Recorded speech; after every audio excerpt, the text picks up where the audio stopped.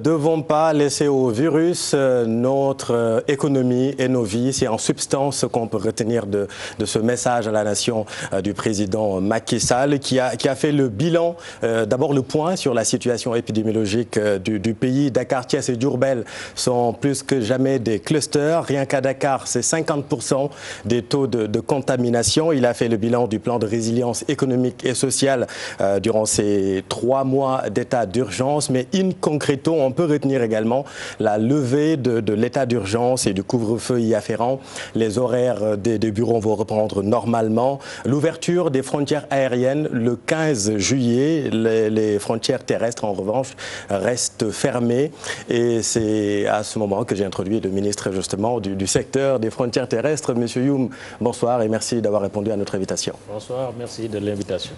C'est avec un immense plaisir. Nous allons basculer en wolof si vous le permettez, Souleymane. Mbokk yi ñu ngi leen di nuyu di leen dalal jàmm ci télévision Futurs Médias. Njiitu réew mi am na kàddu yu am solo yu mu njëkk a yëkkati.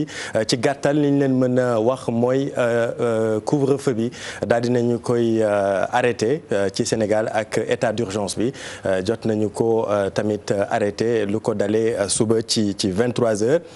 Frontières aériennes yi itam dinañu ko ubbi li ko dalee le 15 juillet bii di ñëw. Beneen xibaar itam bi nga xamante ni mën nañ ko jàpp mooy frontière terrestre yi ñoom ba léegi dañuy nekk di tëju ba jusqu'à nouvel ordre maanaam ba ñuy xool jimmi jamono nan la yëf yi di demee.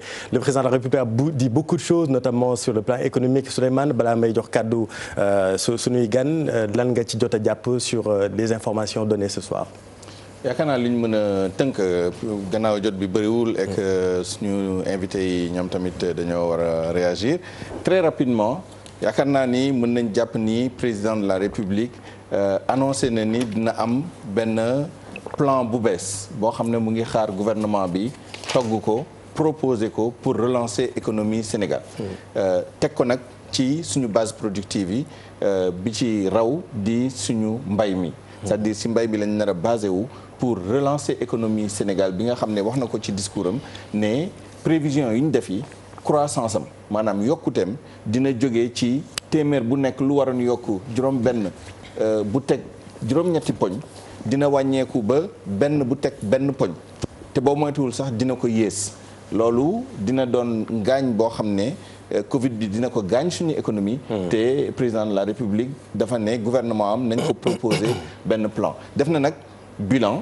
li nga xam ne moom la ñu def pour dimbali économie du Sénégal loolu mun nañ ci ñëwaat bu ci kanamee. parce que am na si loo xam ne lu ñu def la léegi mu sotti am na loo xam ne lu ñu mbébatoon la ma jox la benn exemple rek.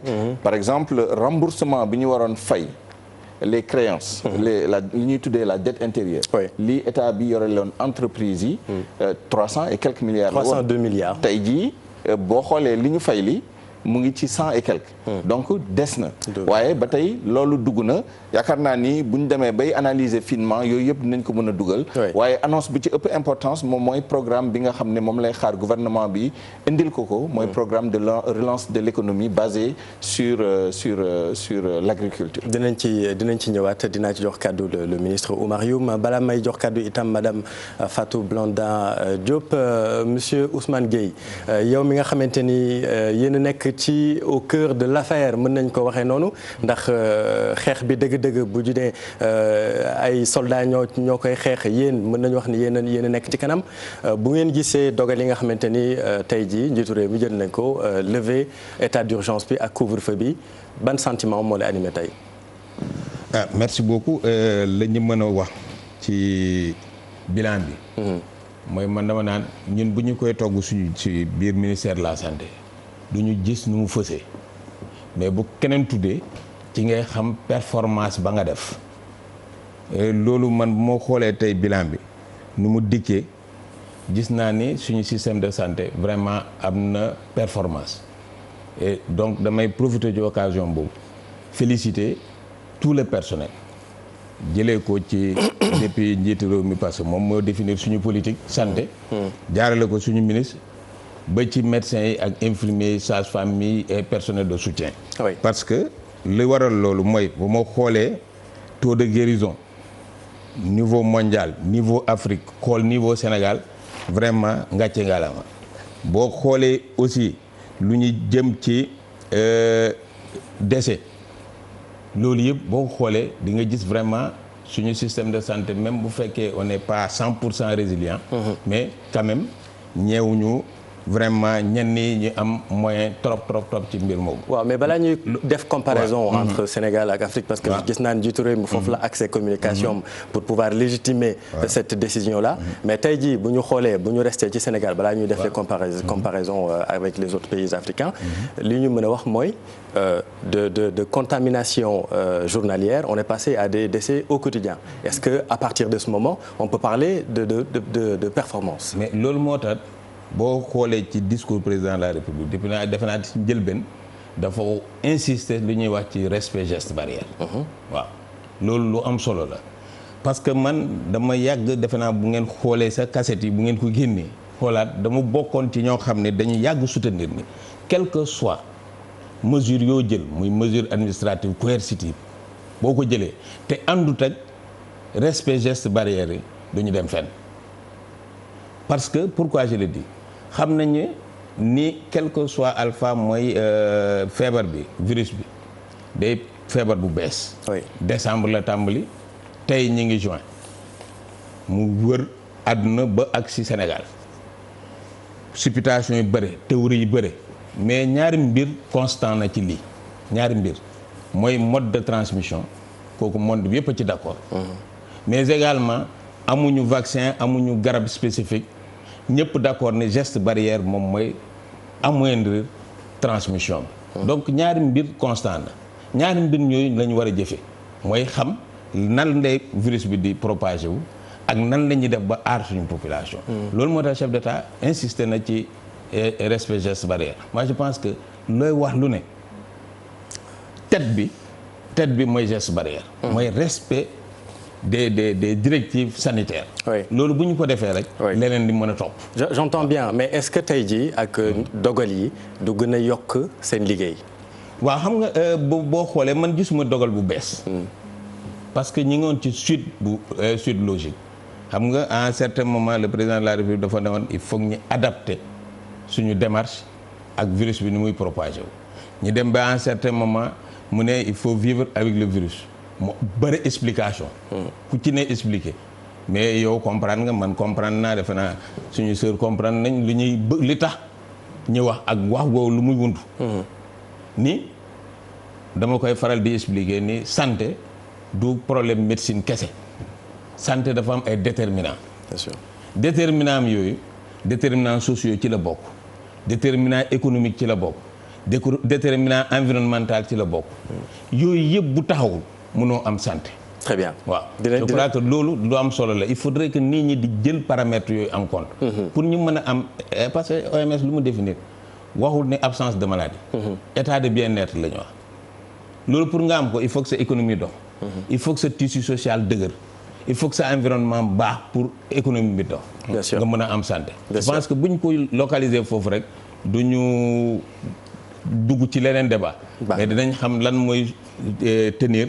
lan mooy soubassement système de santé. dinañ ci ñëwaat le docteur Ousmane Gueye madame Fatou Blondin Diop crise bi am na volet sanitaire on en a parlé tout de suite il y a le volet social le volet économique mais il y a aussi le volet politique est-ce que tey jii yéen gis ngeen cohérence ci décision yi nga xamante ni moom le gouvernement bi jël et le président de la République en premier.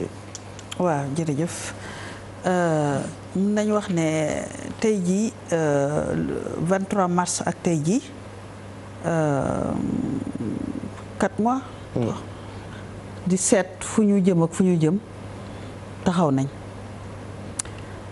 parce que wax na bilan ci côté ñaata ñoo feebar ñaata ñoo wér ñaata ñoo suñu programme bi yooyu yëpp ñu koy rafetlu wax na tamit li muy préparé post Covid wax na loolu yëpp mais may fàttali ne président Macky Sall yëpp lañ ko jox ba pare may ko jàmm ba pare noppi lépp lañ ko jox dëkk bi benn nit rek moo fi doon dogal. waroon na boole ci bilan bi ba mu waxee lu indi lu jaxase xelu nit ñi dernière fois bu mu génnee parce que demoon nañ ba ñëpp di sol masque en tout cas ay Dakar ak yooyu demoon nañ ba nit ñi toog benn place demoon nañ ba marché yi wàññeeku demoon nañ ba yenn comportement yi ñuy gis ci désordre ci transport yi ak yooyu yëpp taxaw mais tey jii avant même discours bi soo génnee dafa mel ne loolu yëpp dellu nañ ci gannaaw avant même muy def discours ñu war a jàngat lan moo tax sénégalais yi li nga xam ne defoon nañ ko pour ba gëm jàngoro ji am comportement yooyu lu tax ñu dellu ci gannaaw kooku defe naa ne ñu war ci seet ci communication bi ak ci stratégie bi ñu déroulé foofu lañ ko war a seetaan bu ñu waxee tamit ci bilan bi war nañu wax mbirum distribution denrées yi kooku indi na jaxase bu bari ci dëkk bi ku dem rek ci région après sur 552 communes 446 jot nañ quand même. man de bëggoon naa xam dans les faits. oui ñan ñoo kontaan. c'est le président de la République qui vient de le dire. bëggoon naa xam dans les faits ñan ñoo kontaan parce que demuma fenn fu ñu amul lu ñuy jooytu ak lu ñuy jàmbat xëy na nag am na moom moo ci ëpp xam. moom xam-xam moom moo ci ëpp xalaat mais man gisuma ko gis naa ne daal am na ñu am distribution bi yeggul am na yu ñu sàcc. am na yoo xam ne dañ ko def kumba am ndey kumba amul ndey. da nga yaakaar ne dañ ci rax politique. lépp a ngi ci ca njëlbeen ba politiqué nañ ko. ndax photo ba ñu wone woon ñu am problème mu jàngoro ñu war a xalaat jàngoro ñu wone photo boo xam ne président dafa taxaw ci kanamu ceeb. kooku am na lu bari lu mu am lu mu message bu mu joxe foofu au port autonome de Dakar. voilà donc ñu daal di indi xelu nit ñi ci mbirum ceeb bi ci mbirum denrée yooyu ñuy joxe message bi loolu yëpp daf ko jaxase boole ceeg nag yiñ ci doon wax sax ci ñañ ko jox ña ko waroon yóbbu naka lañu ndax anam yi baax na am déet. loolu yëpp war nañ ci wax. système sanitaire bi tamit bëggoon naa quand même. xëy na peut-être docteur dinañ ci mën a leeralal. ñu wax ñu fan la ñu toll parce que boo jëlee mesures yi yëpp tey jii tous les jours fan yi yëpp pratiquement ñetti nit gaañu. on a plus de 100 cas graves yi di gën a bari ñu bari di dee seen kër ñi soog a gis ne que dañu am maladie bi kooku ñun problème sanitaire lañ am. war nañu gën a xóotal question sanitaire bi ci waxtaan bi.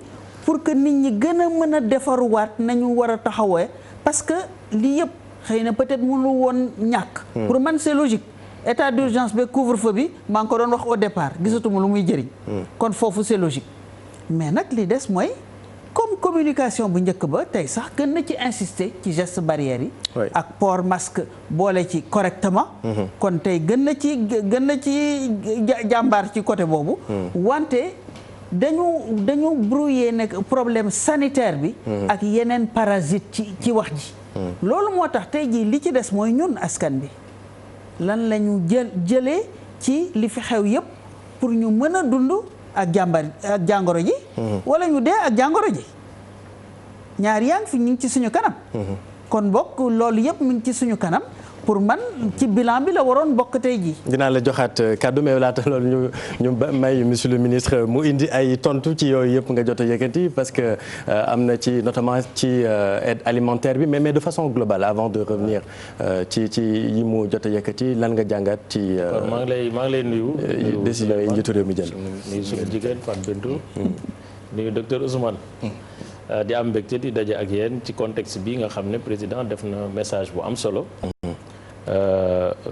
li ci gën a am solo mooy message dafay dëppoo ak réalité tey gis nañu ne bi ñu ñëwee commencé xeex bi mesures yu gën a forte ci àddina bi Sénégal moo ko jël may rappeler mesures yi ñuy jël ci transport ak yeneen mesures yi ñuy jël ci secteur ci intérieur bariwul pays yu ko jël bien que nag am na pays yoo xam ne dem nañ ba def confinement mais Sénégal confinement intelligent la def maanaam booy xool dañuy am ay secteurs yoo xam ne dañ koy couper pour que nit ñi mun a toog ñu décourager nit ñu bañ a dem ci transport bañ a dem liggéey ñu indi ay aménagement ci horaire de travail indi ay restrictions sur la liberté maanaam couvre-feu état d'urgence et cetera ba nga xam ne wax dëgg yàlla bu dee dañuy wax rek te yàlla tax feebar bi ni ñu ko doon xalaatee ci Sénégal ak pays yu mel ni Sénégal gisuñu ko fi feebar bi mooy première mesure mooy endiguement maanaam def ba nga xam ne feebar bi du law effectivement booy xool ni muy progresser bi ñu njëkkee def mesures yi gis nañu ne wax dëgg yàlla contenir nañ feebar bi donc plan boobu comme ni ñu koy rappeler toujours plan bi ñu am ñun Sénégal c'est un plan intelligent qui est progressif nekkul plan boo xam dafa rigide parce que nag au départ dañu ragal. que la situation est contrôlée loolu nga bëgg a wax. bien sûr. situation épidémiologique. mais bien sûr dinaa ci ñëw pour wan la ne la situation est connue. même bu dee situation bi sax mën nañ ci am ay appréciation mais la maladie est mieux connue. maanaam au départ. plan bi ñuy def dañ ko fondé ci xamuñu li ñuy xeexal lan la. gis nañu aussi li mu xew ci biir réew ñu indi ay chiffres 10 000 20 000 30 000 et cetera donc c'est normal qu'au départ ñëpp am réflexe de survie face à la maladie mooy nañu fexe ba mu fi dugg. tëj frontière confinement restriction et cetera et cetera dem nañ ba ci biir gën a jàngat maladie bi xam ne maladie bi kat d'abord lu ñu mën a moytu la. muy benn maladie bi kat li muy rey daanaka bariwul muy ñaar maladie bi kat ñi koy yor ñëpp te docteur peut-être dina ci confirmer ñëwaat ci chiffres yi ñu ko am dëgg 64% ba 70% dañuy dem doxi seen soxla dara du leen dal. dañuy mel comme yow ak man. mën nañu liggéey ba mu affaire bi génn seen yaram te du leen dal ñu évaluer période boobu nga xam ne dañuy def les la méthode forte Sénégal maanaam dañu indi plan d'endiguement de la maladie ñu évaluer ko am ay renseignements yu bees ci feebar bi ñu ne kon mën nañoo commencer nag assouplir tuuti mu nekk deuxième phase assouplissement ñu assouplir mesures yi ci lañ commencé di assouplir sur le transport commencé assouplir ci yeneen secteurs yi ba nga xam ne wax dëgg yàlla ñu ngi continuer tout en étant prudent di jàngat feebar bi di assouplir ndànk-ndànk loolu moo indi mesure d'assouplissement yi tey nag dañu nekk ci troisième phase mooy xam nañ ne wax dëgg yàlla tey bu ñu continuer mesure d'assouplissement yi ñu nekk benn genre torpeur maanaam liggéeyuwuñu xëyuñu économie bi continuer di nërmeelu président wax na ko léegi ñu ngi doon xaar taux de croissance 6,9% presque 7%. te depuis 4 ans ñu ngi ci trajectoire de croissance 6% lu Sénégal mësul am en 3 ans parce que bu njëkk da ngay def 5% dem def 2% de croissance léeg-léeg nga def 1% de croissance di def nii pour la première fois ñu nekk ci benn plateforme bu baax de progression de notre croissance ñu jàngat xam ne bu ñu continuer nii ni ko nit ñi di waxe ñaari moo la ñuy am dañuy am feebar bi ak économie bu nërmeelu te moo gën a grave feebar parce que économie bu nërmeelu moom mooy indi lépp mooy indi jàngoro yu bëri mooy indi système santé bu nërmeelu mooy indi transport bu nërmeelu mooy indi tourisme bu nërmeelu mooy indi culture bu nërmeelu mooy indi lépp économie moom crise économique moom mooy indi c'est la mère de toutes les crises donc ñu ne il faut prendre le moindre mal entre deux mots le moindre mal mooy aujourd'hui gis nañ feebar bi xam nañ ni ñu koy jàngate xam nañu ni ñu koy moytoo mooy bu ñu defee masque scientifique yëpp d'accord nañ ci de docteur dina ko confirmer peut-être bu ma defee masque nga def masque am nañu 98% de protection 98% de protection parce que feebar fi muy jaar mooy ci sa gémmiñ wala sa bakken wala luy génn ci sa bët bu ñu laalantewul ba def masque nga def masque am nañ 100% duñu d'ailleurs am na ñu nekk en contact ak feebar bi te feebar bi dalu leen am na ñu nekk en contact avec des personnes testées positives te feebar bi dalu leen mooy kon bu ñu laalantewul respect des distanciations physiques ma def masque may setal su may loxo saa bu ma génnee dugaat suma kër su may yére fóot ko jël su may raxas loxo raxas balaa may def ak kenn dara jàpp naa ne loolu mën nañ ci mucc mais léegi nag ñu xool ne paludisme mu ngi fi te terewul nit ñaa ngi xëy di liggéey tuberculose mu ngi fi day wàllaate nit ñi dañuy xëy di liggéey maladie pneumologique yi fi am kenn xamul nu mu toll maladie dermique yi fi am kenn xamul nu mu toll foofu laay joxee docteur moo tax est-ce qu'on peut se permettre de faire des comparaisons comme ça docteur non je ne suis pas en train de faire des comparaisons je suis en train de dire feebar moom c'est un risque partout le risque de vie. mais feebar bi contrôlé wuñ ko. et partout. barki dem recevoir nañ fi le docteur Abdoulaye Bousso. je suis pas en train encore une fois. de faire des commentaires sur contrôle nañ wala contre. je suis en train mais de faire des constats c'est important parce que c'est personne ne peut. justement ci fait la vérité c'est que. non les faits xam nga. li ngay wax yow commentaire la. ah non pas du tout parce que un docteur a dit ça. ah non c'est des faits. un médecin a fait telle analyse c'est un commentaire. la personne légitime mais les faits. la personne légitime le docteur Abdoulaye Bousso. c'est lui qui a dit nous ne sommes pas sortis de l'auberge. Monsieur le ministre on peut parler chiffres parce que maintenant chiffres yi lan moo tax Sénégal peut-être am chiffre moo tax peut-être que loolu moom day wane ne sax ñu ngi contrôler feebar bi parce que Sénégal boo amee personne contact ñoom ñëpp jël nañ leen def inventaire je ne suis pas sûr qu'en Afrique la même méthode est utilisée maîtrise bi Sénégal am ci potentiel de risque bi ni mu koy circonscrire di jël nit ñi nga xam ne nekk nañ ay personnes contact di leen isoler di leen mettre en quarantaine di leen surveiller je ne suis pas sûr que c'est la même méthode qui est utilisée ailleurs. moo tax la méthode du Sénégal est une méthode atypique mënuñu ko jël di ko comparer ak yeneen yi ñun on a je pense qu'on a quand même une maîtrise de ce que nous sommes en train de faire maanaam mooy tey sur 90% de potentiel de propagation de la maladie circonscrire nañ ko mooy nit ñaa ngi toog seen kër tracé nañ leen xam nañ seen numéro téléphone xam nañ ñi ñu contacter ñu ngi leen di surveiller. Est-ce que vous confirmez? Mais effectivement xam nga dama ci bëgg a rebondir rek. pour wax en fait souvent da ngay dëgg sénégalais yi naan maîtriser wuñu épidémie bi et daf ñu ëpp loxo ainsi de suite. Je ne crois pas ñun ñi nekk ci mbir bi xam ko di ci liggéey xam nañu vraiment du loolu. xam nga bu ñu jëlee exemple yenn discours yi mais yooyu moi je dis que dañuy tirer sur la sonnette d'alarme rek c'est pour que population bi jëlaat conscience xam ni effectivement jàngoro baa ngi fii comme président nu mu ko waxee le virus est toujours là le virus est toujours là il circule taux de décès madame wax na ko fi léegi dinaa ci dellu si pour lan ñi am décès yooyu et je crois que c'est très important il faut que nit ñi comprendre ko et tey vraiment moi je salue ce discours parce que pourquoi insister na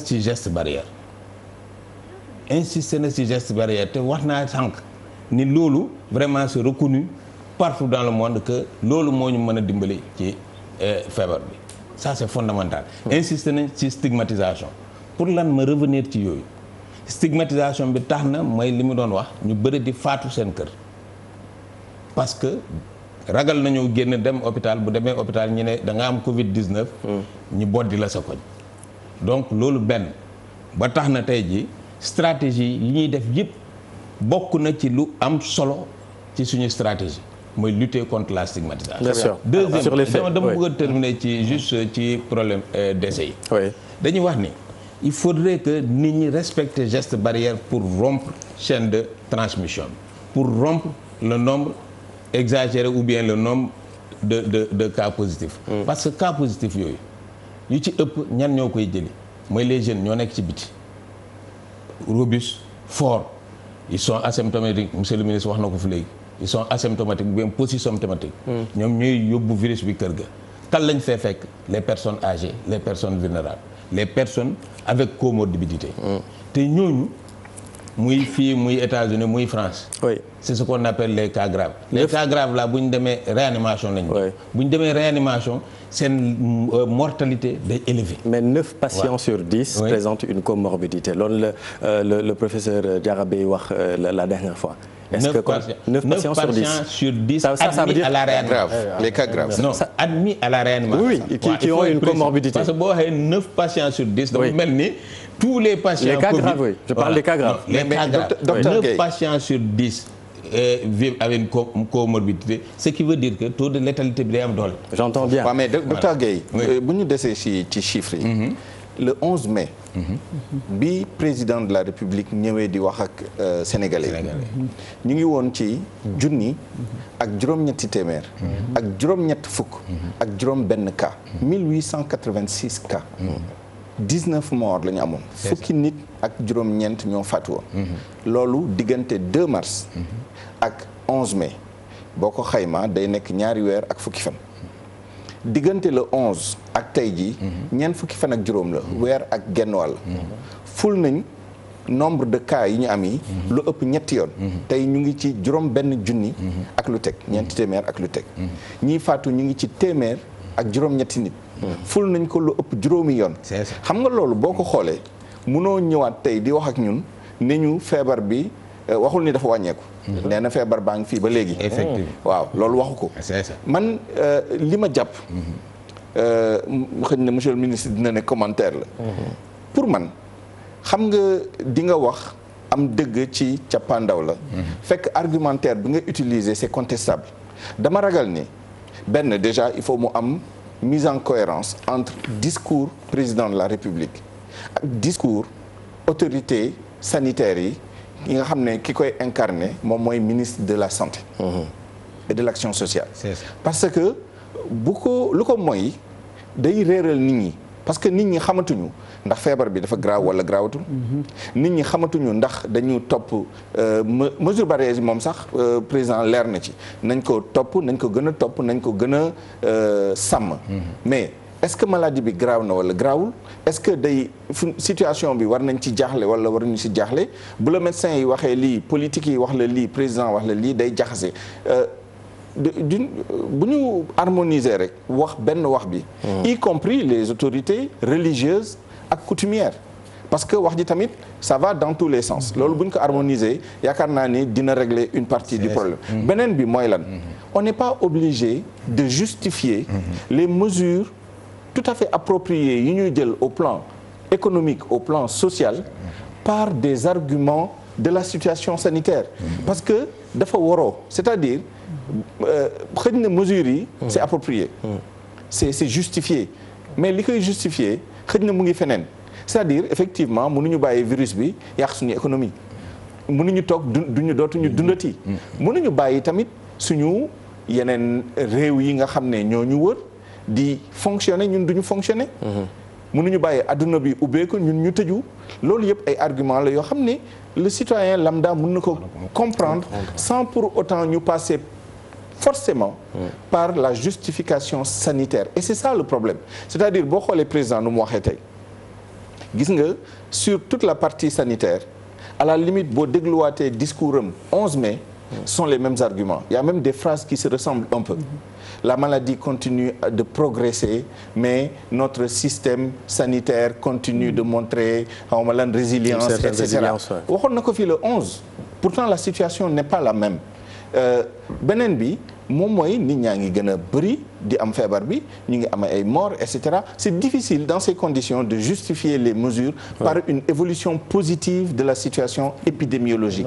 yaakaar naa ni d'autant plus que si vous permettez je vais vous donner la parole si vous permettez d'autant plus que bu ñu référé woo encore une fois ci yéen borom xam-xam yi li ngeen wax point de situation mensuel bi mujj lii le docteur Abdoulaye Boussa wax mooy nous sommes dans une phase active de la propagation du virus. Ça, ce sont ces mots. Et il a ajouté que nous ne sommes pas encore sortis de l'auberge. Donc sur le plan sanitaire, xëy na peut-être comme ni ko Souleymane di waxee dina xaw a jaxase xel yi yéen li ngeen di wax muy waa docteur ak li nga xamante ni moom la nguur gi le président de la République di jël comme décision. Et on a bien compris, il est entre l'étau sur le plan social et sanitaire.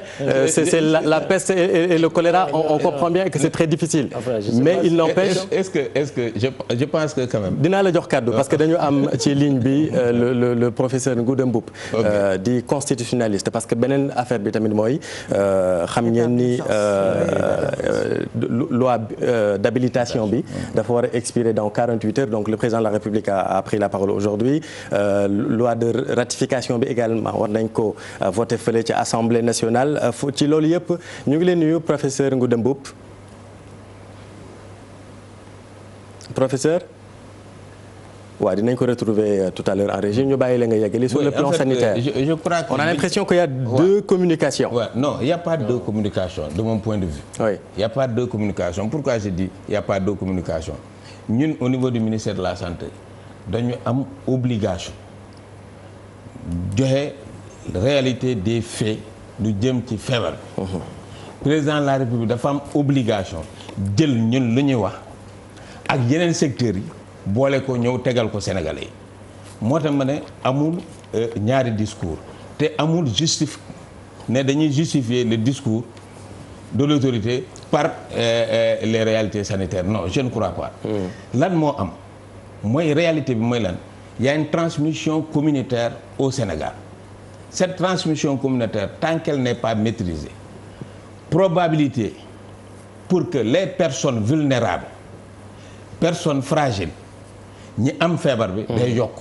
Dakar Thiès Diourbel. xam nga ñooñu bu ñooñu yokkoo frange population boobu seen probabilité bu yokkoo ñuy am cas grave day yokk ñuy am cas grave bu yokkoo ñuy dugg réanimation day yokk ñuy dugg réanimation bu yokkoo ñuy faatu dañuy yokk. loolu fi ñu toll nii dafa yokk. loolu tey jii ñu ngi ci 27. léegi loolu pour rompre ko. oui mooy lan. mooy li ñuy wax ni ñun ñoo war a protéger cette population fragile. Comment protéger cette population fragile? Il y a pas 1000 chemins. y a pas 1000 chemins. Port masque obligatoire dans tous les lieux publics loolu benn. Deuxièmement respect distanciation physique boo gisee tey jii ñun nu ñu toogee fii xam nga kenn takku fi masque. ba ma ñëwee dama takk sama masque ba seen technicien bi pare ak sama micro ma soog a dindi sama masque. parce que y a une distanciation physique actuellement. Oui. Lavage systématique régulier des mains à l'eau et du savon c'est fondamental boo ko amee boo ko amul bu fekkee yaa ngi déplacé wu dem sa lieu de travail nga am sa gel.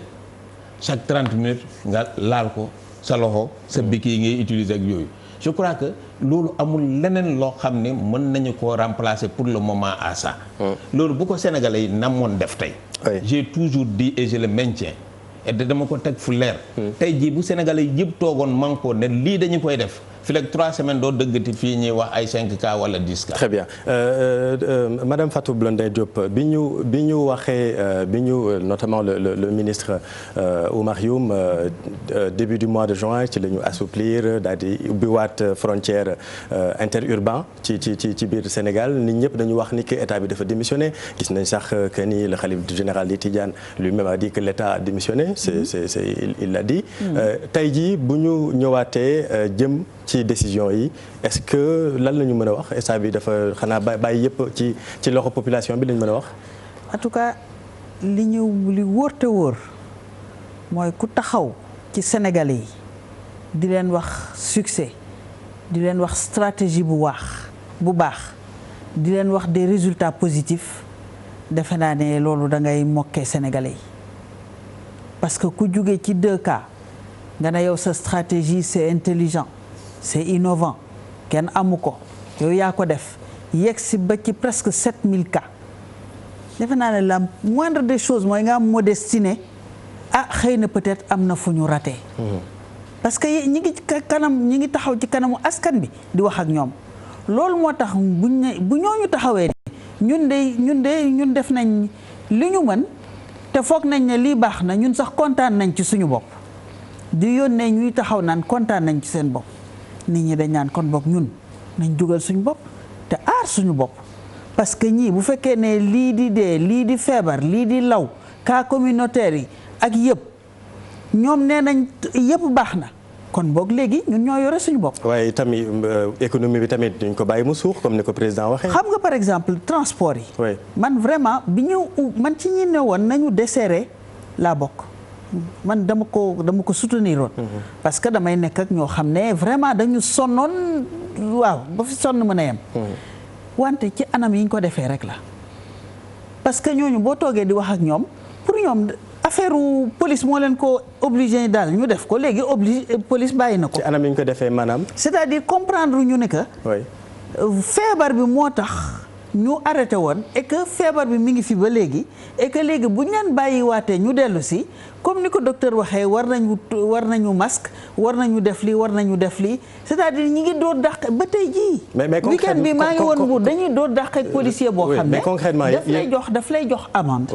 moom laa doon waxtaan ak policier bi ma ne ko yaa ngi koy jox amende bàyyi ko mu dem te joxoo ko masque. soo ko sa amende bi boo ci yokkoon 100 francs wala 200 francs. teg ci masque mu gën a am sens ne que li tax nga koy defal contravention. kii bi masque bi moo tax. d'accord monsieur le ministre la tontu mais concrètement pour que ma xam yéen opposition bi lan ngeen bëggoon da ngeen bëggoon nguur gi rek toog bàyyi noonu bañ a def dara ñu tëj yëpp ñu bañ a liggéey. déedéet man nee naa la fii man ci waxoon ne que nañu delluwaat di liggéey man ci laa bokk. côté transport. côté marché yi maintenant naka lan la ñu def ba basculer waat. ci li nga xam ne moom lañ doon bañ avant ñi indi mesures yi. mais hormis l'aspect sanitaire justement lan la ñu def te waruñu ko woon def selon toi. tàncaloo bi ci marché yi mu fees del. tàncaloo bi ci transport yi ñu toogaat ñëpp kii ñi sol masque du ñu sol masque buñ la jàppee ñu defal la contravention nga joxe xaalis bàyyi la nga continuer te doo sol masque pour man loolu c'est pas logique. c'est-à-dire c'est vrai que il faut que mu am contrainte c'est vrai que loolu yëpp mais bu ñu fàtte mukk ne que jàngoro ji moo tax ñu koy def mu ànd ak pédagogie jàngoro ji. leneen li ma ci bëggoon yokk mooy dégg naa ko mu ne léegi 2 choses d'abord dina am plan Covid. côté économique voilà ñu ngi koy wax sax depuis 2 semaines maa ngi koy lire ci journaux yi. mais wax na PSE encore daf koy continuer mais loolu loolu lu ñu war a taxawaat la. pourquoi parce que PSE bi dafa wane ne que fi ñu dugal xaalis bi ba leb ba yegg si fii dara lu jëm ci social bokku ci. ba tey jii bi ñu taxawee tey jii nga xam ne jàngoro ji. dafa indi mbirum santé. dañuy wuti beneen plan pour régler ko jàngoro ji. am na mbirum koom-koom bu dal nit ñi mooy le PRES le plan de non mooy plan force Covid bi. les 1000 milliards. ça c'est le fonds. c'est le fonds force Covid 19. c'est-à-dire que waaye yëpp lañ ñëw. ba nga xam ne xaalis boobu la ñu jël pour defaraat infrastructure sanitaire yi. bokkul woon ci PSE. bon d'accord. wala dañu def double emploi. on va donner la parole dans un instant. voilà léegi ma daanele foofu. rapidement rek ma jël le professeur Ngouda Mboup ndax yàgg na ci ligne bi nga baal ma monsieur le ministre. dinaa la jox kàddu bi léegi. professeur ñu ngi lay nuyu. di la jégalu ci xaar bi yàgg na parlement l'Assemblée nationale dafa war a voter loi de ratification bi nga xamante ne mooy permettre de valider les dispositions prises par ordonnance à la suite donc de la loi d'habilitation tey jii lan mooy sa jàngat ci loolu est-ce que yow d'abord loolu nga doon xaar.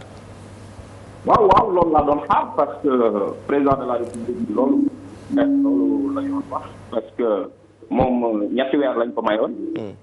maanaam article 77 bu constitution bu Sénégal loolu la wax te fa mu jaaroon mooy mu laaj assemblée nationale mu may ko habilitation boobu assemblée nationale yëppal ko donc ci ñetti weer yooyu dañuy delluwaat assemblée nationale moom mi nga xamante ne moom moo am sañ-sañ yi donc mu mun a ratifier ordonnance yooyu waaye nag du rek ratification comme ni ñu ko tuddee parce que débat lay doon assemblée nationale su ko neexee mu ratifier assemblée nationale su ko neexee mu ratifier sous réserve assemblée nationale su ko neexee mu rejeter donc foofu noonu da ngay xool ni sañ-sañ yi dafa dellu si wax ku nekk moom boppam principe de la séparation des pouvoirs day dugg assemblée nationale moom mooy xool par rapport ak président de la république ak gouvernement am ni ñu doxalee mbir mi ñoom député yi dafa xool ndax loolu noonu am nañ ci satisfaction buñ ci amee satisfaction ñu am ratification totale buñ ci amul satisfaction ci yenn actes yi ñu am ratification sous réserve bu ci amul satisfaction ci lenn nag. ñu rejeté ko su boobaa noonu mënatu la doon loi day rester des décrets. mais bu ñu xoolee que ni mouvance présidentielle ñoom ñoo am majorité au parlement est-ce que kon mën nañu njort ni kenn du loi bi du jàll. dégg nga li nga wax.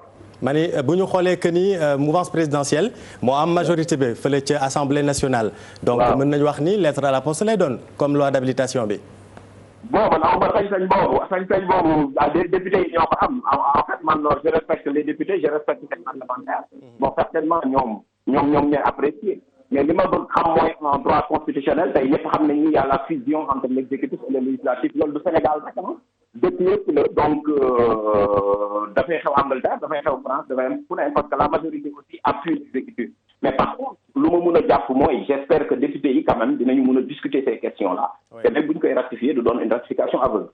ñu ngi lay jaajëfal professeur Ngouda Mboup di constitutionnaliste dina loi de ratification bi ñu koy voté dina am solo trop monsieur le ministre d'autant plus que ci période bi dañu gis ni débat public bi ak débat politique bi ñi ko endossé mooy nous les médias wax dëgg yàlla ñoo ko endossé et un peu les réseaux sociaux donc c'est peut-être une séance de rattrapage pour le Parlement loolu moo tax doon nañ sawar trop am madame Aïda Mbodj députée ci téléphone bi ndax moom def na ay lettres d'actualité gis nañ coow yi mu yëkkati yooyu yëpp doon na baax itam xëy na c'est l'occasion pour elle aussi de débattre lors de cette loi de ratification bi nga xamante ne dañ ko voté fële ca Assemblée nationale boo amee loo ci yokk am na ay yu bëri yu mu yëkkati am na question yu bëri yoo xam ne soulevé nañ ko fi je pense que pour équilibrer débat bi dina baax ñu ñëwaat si tuuti bien sûr d'abord kenn waxul ne dañuy def mesures yi par rapport ak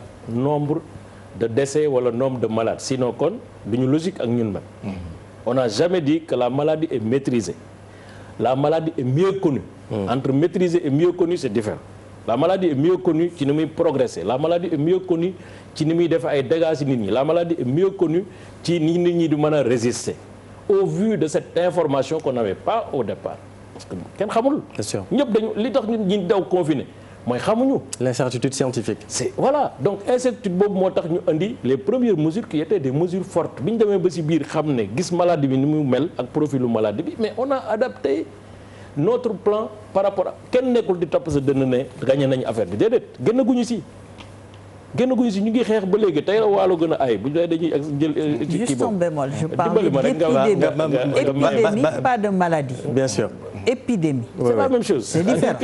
nga bàyyi ko nga yeggali parce que dogu la dimension. bien sûr. voilà allez-y. dama bëgg a wax rek que ne connaissance bi ak méconnaissance bi moo indi déjà au départ ce repli stratégique sur nous-mêmes. parce que nit boo xamul da nga naan attention dañ jël suñuy précaution dem nañ ba ci biir gis nañ amul benn dichotomie entre lii ministère de la santé di def à travers le conseil national de gestion des épidémies au Sénégal qui est quand même un organe national qui travaille pour le gouvernement du Sénégal amul benn mesure bu président de la République mu sa jël te nekkul en phase avec les recommandations du conseil national de gestion de l'épidémie maintenant maladie bi yegsi na fii xam nañu ni mu mel xam nañu ne aussi am na beneen maladie bu gën a garaaw buy yoot Sénégal mooy crise économique mooy maanaam tey sénégalais li tax d'ailleurs ñu génn di ñaxtu pour dem liggéeyi pour dem am dara mais parce qu'on a une économie informelle 90% de notre économie est informelle ay jigéen ñu brave yu mel ni suma jigéen bi ñoom ñoo nekk di jaay di dem ci marché yi di dem ci transport di jënd yóbbu seeni kër bu ñu toogee 3 mois après amuñu benn activité dafay métti donc loolu il faut ñu xool ko xam nañ ne am na feebar xam nañ ne aussi am na crise économique buy yor Sénégal boo xam ne sax déjà dab na ko suñu croissance tey bu noonu dañuy xaar 6,9 léegi wàcc na ba 5 points presque ñu ngi ci ay 1 à 9 te wóorul ne bu ñu continuer nii dinañ mën a am 1 point de croissance am na pays yoo xam ne ay moins 12 moins 5 moins 8 donc récession économique la ñu nekk mais il faut ñu xool nan la ñuy def pour taxaw et puis Souleymane am na lu am solo lu mu wax ci monde la ñu nekk tey li ngay bañ sa moroom def ko keneen def ko bu ñu tourisme bu ñu ubbil suñu frontières yi ñu mën a profiter ci saison bii di waaj a jeex pour ñu mën a liggéey hôtel yi mën a taxaw ñu mën a préserver ay emploi fan lañ jëm dañuy dem Côte d'Ivoire wala ñu dem Gambie wala ñu dem Guinée wala ñu dem feneen foo xam ne nii donc loolu yëpp dañ koy intégrer moo tax waxuñu ne gagné nañu xeex bi kenn mësu ko wax defe naa président aussi mësu ko wax waaye dañu ne départ bi am na lu ñu umpale woon ci feebar bi loolu gën nañ ko xam gën nañ ko maîtriser ba tey sax ñu ngi def ay test vaccin am na ñoo xam ne nañ fin d'année avant fin d'année ñu génne vaccin wu contre maladie bi. Plus de 200 vaccins sont à l'étude. Vraiment je veux dire quand même compte tenu de toutes ces informations que nous avons sur la maladie est-ce que dañuy continuer taxaw suñu taxawaay ba ñu amoon ca njëlbeen 2 mars wala dañu naan attention xam nañu ne lii de bu ñu ko defee ñëpp wér li ci des nag du président de la République du parti opposition du bataille communautaire. ak comportement individuel mooy lan ak comportement individuel responsabilité collective ku nekk nga nekk place su président de la République nekk place su ministre de la santé nekk place su expert yiy faj jël say matuwaay affaire bi yomb na takkal masque nga takkal masque sorante leen ngeen sorante jéemal setal sa loxo nga setal sa loxo mais loolu on ne peut pas reprocher au président de la République mu am ñoo xam ne léegi respecté tuñu port du masque systématisé wuñ ko et cetera loolu dañ ci war a profité ñun ñëpp sans pour autant nekk fi naan président moo def lii wala moo def la ku nekk ne hé gaañ affaire bi ñun ñëpp ko war a xeex. très bien ku nekk sa soldaaru bopp. dañ ne woon déjà ministère de la santé ñoom ñooy les soldats maintenant c'est chaque citoyen est un soldat face à la propagation du virus. ku nekk jël say matuwaay yàlla dimbali ñu comme ni mu ko waxee. bu dee def nañ loolu pendant 15 jours de manière stricte yëf yi dafay génn Sénégal. mais wax dëgg yàlla tey li ma mën a wax mooy am nañu stratégie de départ boo xam ne stratégie de bu yeewu parce que lu yeewu mooy lu innovant mooy loo xam ne nii day adapté wu aux réalités day adapté wu aux circonstances mais loolu la ñu am loolu nag moom il faut ñu nangu ko wax li ci des mooy il faut que quand même ñu bàyyi yenn wax yi c'est-à-dire ñun crise sanitaire la ñu am après président photo wu ci ay non loolu c'est des éléments de communication boo xam ne peut-être ku mu neex nga interpréter ko. bien sûr mais li xew ba xew mooy soxla woon nañu ceeb. waaw am na léegi ku ne est-ce que kan moo kontaan ñun kontaan. mais ceeb bi département de Mbour commune yëpp. ceeb bi ñu bari nee nañu dañ ko xaw a politiquer ñu ko joxin moom loolu la wax. ban commune. ban commune moo amul Mbour. sur 552 encore une fois. ban commune moo amul Mbour fan. demal CEDEPS. ba fii CEDEPS. ah bon.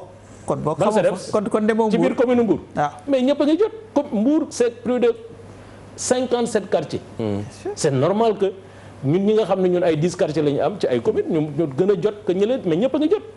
amul justement je pense que unité de compte bi et c'est là où il y a des petits je pense li ministre bi wax je pense effectivement ça se tient ci sama gis-gis boog jusqu'à un certain niveau. Pour man il y a un problème d'unité de compte. C'est-à-dire boo indee des collectivités territoriales 552 évidemment boo joxee ci benn quartier dans une collectivité territoriale da ngay compter que la collectivité territoriale boobu ça ne renseigne pas sur yenn détails yi mais il faut le dire c'est-à-dire si effectivement toll nañu foofu c'est une avancée mais il faut signaler que on est très en retard par rapport ak ni ñu programmé woon mbir mi. Évidemment on a une nouvelle date le 15 juillet.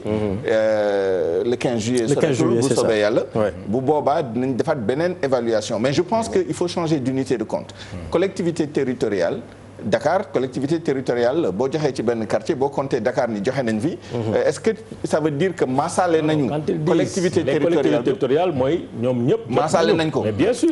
ah ben 438 encore une fois. non waxuma le discours du président est très clair. Oui. Plus de 70% des collectivités territoriales. 79 même. 19 plus de 70 ont reçu. Oui. Ça c'est la réalité. 438 sur 552. Bien sûr. Voilà 552. mais madame Fatou Blondin Diop wax na tamit aspect politisation ak joxin bi amul benn politisation. parce que déjà au départ les ménages qui sont répertoriés c'est des ménages qui sont dans le registre unique. mais bu ñuy wax politisation mooy joxin bi parce que l'unité de compte ça devrait être les ménages. man je suis responsable et maire de Thiadiaye. parce que gis nañ yenn joxe yoo xamante ne ci télé laa nekk. waaw kenn mënul ne gis nañu ministre bi maire de Thiadiaye. waaw fa ñuy joxe mu ñëw toog fa. mais loolu yow la mais loolu yow la monsieur le ministre. demuma fa man dinaa la jox benn exemple parce que on a un conseil. communal inclusif boo xam ne ni tous les acteurs sont là-bas ñoom ñooy dem ak imam yi ak les bàjjenu gox ak les ONG qui sont là-bas ñoom ñooy dem. mais ça c'est passé seulement à Thiadiaye ça c'est seulement passé à Thiadiaye. non am na ñoo xamante ne dañuy joxe ceeb bi ak même les masques mais comme dañu nekk ci meeting. je pense au Parcelles Assainies au Parcelles Assainies c'est possible tous les soirs regarder la télé. Il peut y avoir des exceptions. Tous les soirs regarder la télé vous verrez. Il peut y avoir des exceptions. ma jël Thierno Bocoum rapidement ñu ñëwaat parce que y a un volet politique également bu am solo. boo xamante ne bëgg naa ñu ñëw ci notamment ci loi d'habilitation bi est-ce que jaroon na comme déet. est-ce que ak yéen tamit opposition bi di ngeen ñu wax. est-ce que pour yéen mën nañu wax heureusement que habilité nañu le président Macky Sall ou pas. balaa loolu ñu ngi ci ligne bi ak Thierno Bocoum ñu ngi leen nuyu Thierno.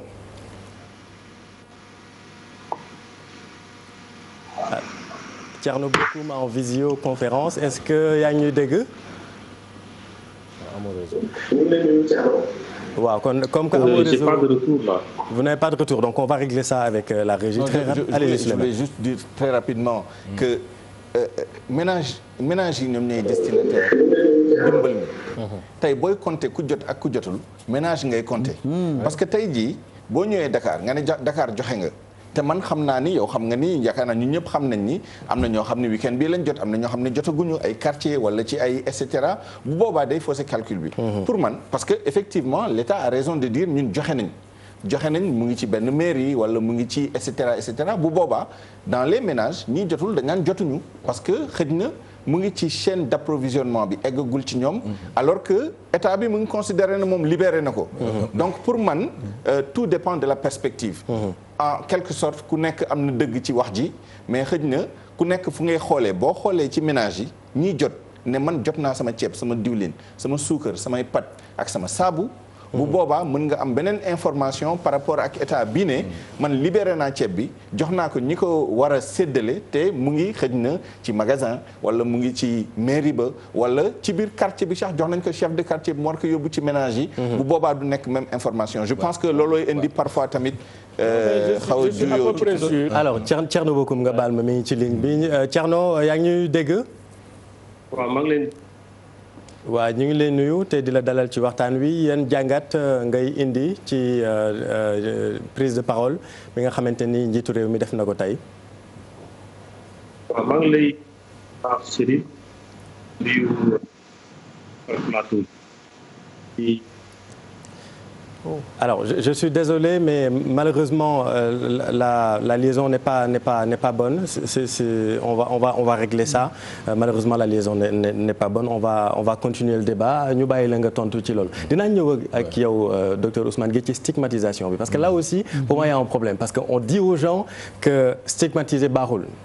jusque là ñëpp xam nañ ko Ndiaga Mbaye woy na daw ko wéradi bul ko daw ba mu xam ko parce que mën naa yokk li koy métti ça tout le monde le sait mais on dit pas aux gens en revanche nan la ñu war a def devant ñi nga xamante ni dañu feebar stigmatiser c'est pas bien mais on fait comment loolu dinaa la ci jox kàddu mais ñu bàyyi monsieur le ministre mu tontu ci ceeb bi ak joxin bi politisation bi moi je suis sûr ça dépend des communes parce que communes yi ak nombre de ménages yi ñu am ci registre unique bi oui. Donc ça il faut le dire c'est un registre unique bi def nañ ko depuis 2013 après l'État a fait un complément pour dire bon il faut compléter quand même le registre unique ñu dem ci ay 582 000 familles te 82 000 ménages du dëgg après mu yokkaat ko sur la base des enquêtes ANSD tout ça c'est transparent ñu am comité de ciblage communal boo xam ne nii préfet daf fay nekk wala sous-préfet selon le cas de la commune ak tous les acteurs territoriaux pour faire le ciblage quartier par quartier donc ce ciblage là est très transparent il y a pas de politique kon lan moo fa am politique parce que le registre unique bi nga xam ne moom la ñuy def loolu c'est pas un registre politique c'est un registre national unifié donc loolu amul benn franchement j'estime li ñu mën a wax mooy am na retard effectivement am na retard 140 000 tonnes de riz c'est une distribution historique mosu fi am plus de 40 000 tonnes de denrées alimentaires ñaata bidons d'huile etc etc il fallait un parc automobile de 5 000 camions quand j'ai discuté la première fois avec le ministre Mansour Faye 5 000 camions avec pas moins de 3 rotations par camion loolu mooy problème bi donc c'est normal que lu mel noonu lu historique tolloo boobu dayoo mu am tuuti surtout que boo xoolee suñu parc automobile je suis le ministre du transport pour en parler booy xool suñu parc automobile parc bi booy xool plus de 15 tonnes moo ci gën a moins de 20 tonnes moo ci gën a bari ay camions 40 tonnes 50 tonnes or il fallait avoir 5000 boo ko xoolee divisé par 140 000 plus 40 000 autres tonnes de produits divers c'est presque 200 000 tonnes à distribuer donc loolu moo tax et puis Sénégal nag léeg-léeg dina am ay parties yoo xam ne yoon yu neexul et cetera mais amul retard bi moom ñëpp dañ koy regretter. Volonté président c'était de donner les vivres dans les plus brefs délais. Volonté ministre bi c'était pareil mais nag la réalité des faits au vu de notre parc automobile de l'organisation du système de transport de gros xam nga ne dina metti trop mu def loolu mais loolu mënuñu ko reprocher kenn dañuy ñaan beneen yoon ñu jàng ci ay leçons.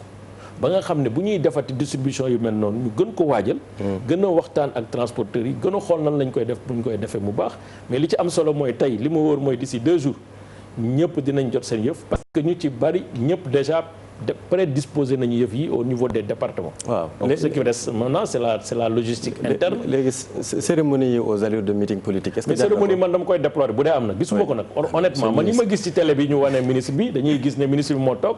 le sous-préfet ou le préfet ou le gouverneur plus les bénéficiaires parce que dañ koy def par quartier. moo tax d'ailleurs booy xool à l'échelle de la commune. du nekk jël kàddu taxaw ci digg bi di wax di gërëm. mais non soo ñëwee y a un peu de pédagogie. on est en période de pandémie comme ni ko sama sœur bi waxee. ou d'épidémie comme bu ko neexee national. mais c'est normal que le ministre qui représente en même temps le gouvernement. puisse prendre la parole au moins devant 15, 20, 30, 50 personnes pour leur rappeler les gestes barrières pour leur dire voilà ce qu'il faut faire. etc etc féliciter aussi les volontaires. qui se sont réunis au niveau de ces comités. Mais moi je pense que c'est moins ça le problème d'ailleurs que la gouvernance du processus. C'est la question de l'octroi des marchés même bu nekkee c'est une question dépassée dans le temps. Je le concède mais c'est une question centrale. ci processus. Ça fait beaucoup de bruit. Ça c'est d'un. La deuxième chose. Mais les bruits. Est-ce que c'est la vérité parce que xam nga aussi. non mais. dañuy commenter là-dessus mais monsieur le ministre c'est important xam nga lu tax. parce que le 18 avril bi ñu génn président dafa instituer benn comité de suivi d'ailleurs il s'agissait d'abord nu ma ko annoncé woon d'un comité de pilotage. ñu def ko tamit am na amalgame. waaw non Souleymane da nga may parce que aussi dañuy communiquer pour les Sénégalais. c'est l'occasion d'informer juste et vrai. ñun sunu akolaay taala lañ le président n'a jamais demandé au gouvernement parce qu'on est en période de Covid il faut démissionner. Un État c'est un gouvernement qui est le pouvoir exécutif. Tout à fait. Donc mënu leen imaginer président de la République ne léegi dañuy am un comité qui va substituer au pouvoir régalien de l'État pour faire ça. Ah pour non, faire jamais, non, attention. Non, il n'était pas question de ça. est resté logique.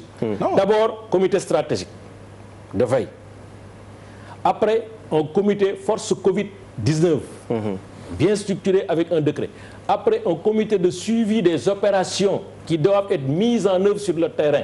loolu la ñuy jox kenn koo xam ne ni mu ngi def comité suivi bi mais mosul am damay dégg nit ñi naan dafay mel ni dañu waroon a jël en lieu et place du ministre du gouvernement machin mettre un comité ad hoc qui va gérer les opérations. Ça n'a jamais été. Mais supervision, tout le monde comprend ce que ça veut dire. Voilà. Comité de pilotage.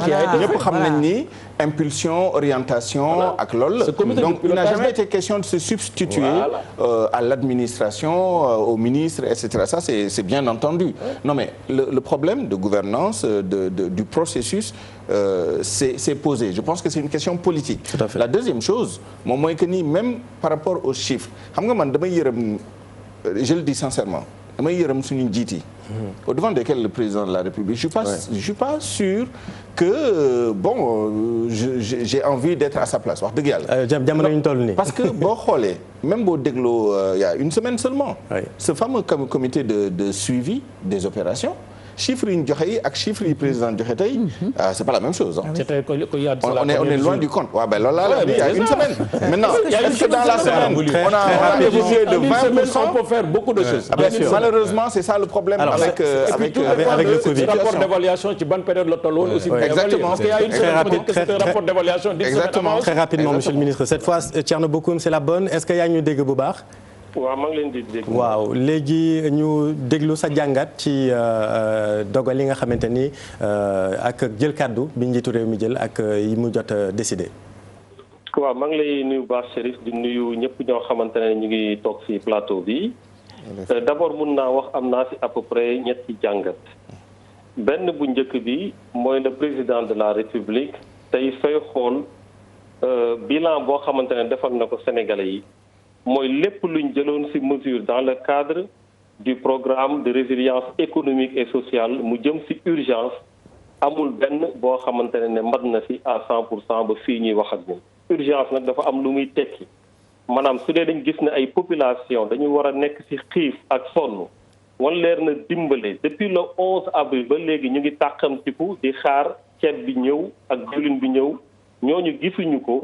loolu damay jàpp ne du échec bu ndaw échec bu mag la boo xamante ne dañuy war di ko reconnaître parce que gisuma ci président de la République malheureusement dans son discours mu reconnaître ay impairs yi nga xamante ne am na par rapport ak ñoom politique bu ñu mettre en place je pense que ne loolu c'est un problème 114 communes ñu ngi xaar ba léegi nii pour ñu jot mbir moom nga xam ne diggoon nañ leen ko depuis le 11 avril ba léegi donc te ñoom dañ leen privé woon lépp donc ku ci xiifoon ku ci sonnoon tey moom gisuñu nan ngay mel diaspora bi c'est la même chose ba léegi ñoom tamit ñu ngi xaar pour ñu jox leen am na ñu jot a jox mais des na énormément soo jëlee ñu mel ni ci secteur privé bi tey rek maa ngi doon waxtaan ak école bi nga xamante ne sama doom fa lay jàngee jotuñu dara tey ñu ngi nekk ci ay conditions yu jafe-jafe donc pour dire rek que ne programme de résilience parce que résilience mooy nga dëkku boobu ñu waroon dëkku nag virus bi gis nañ ne mesures yi ñu ci jël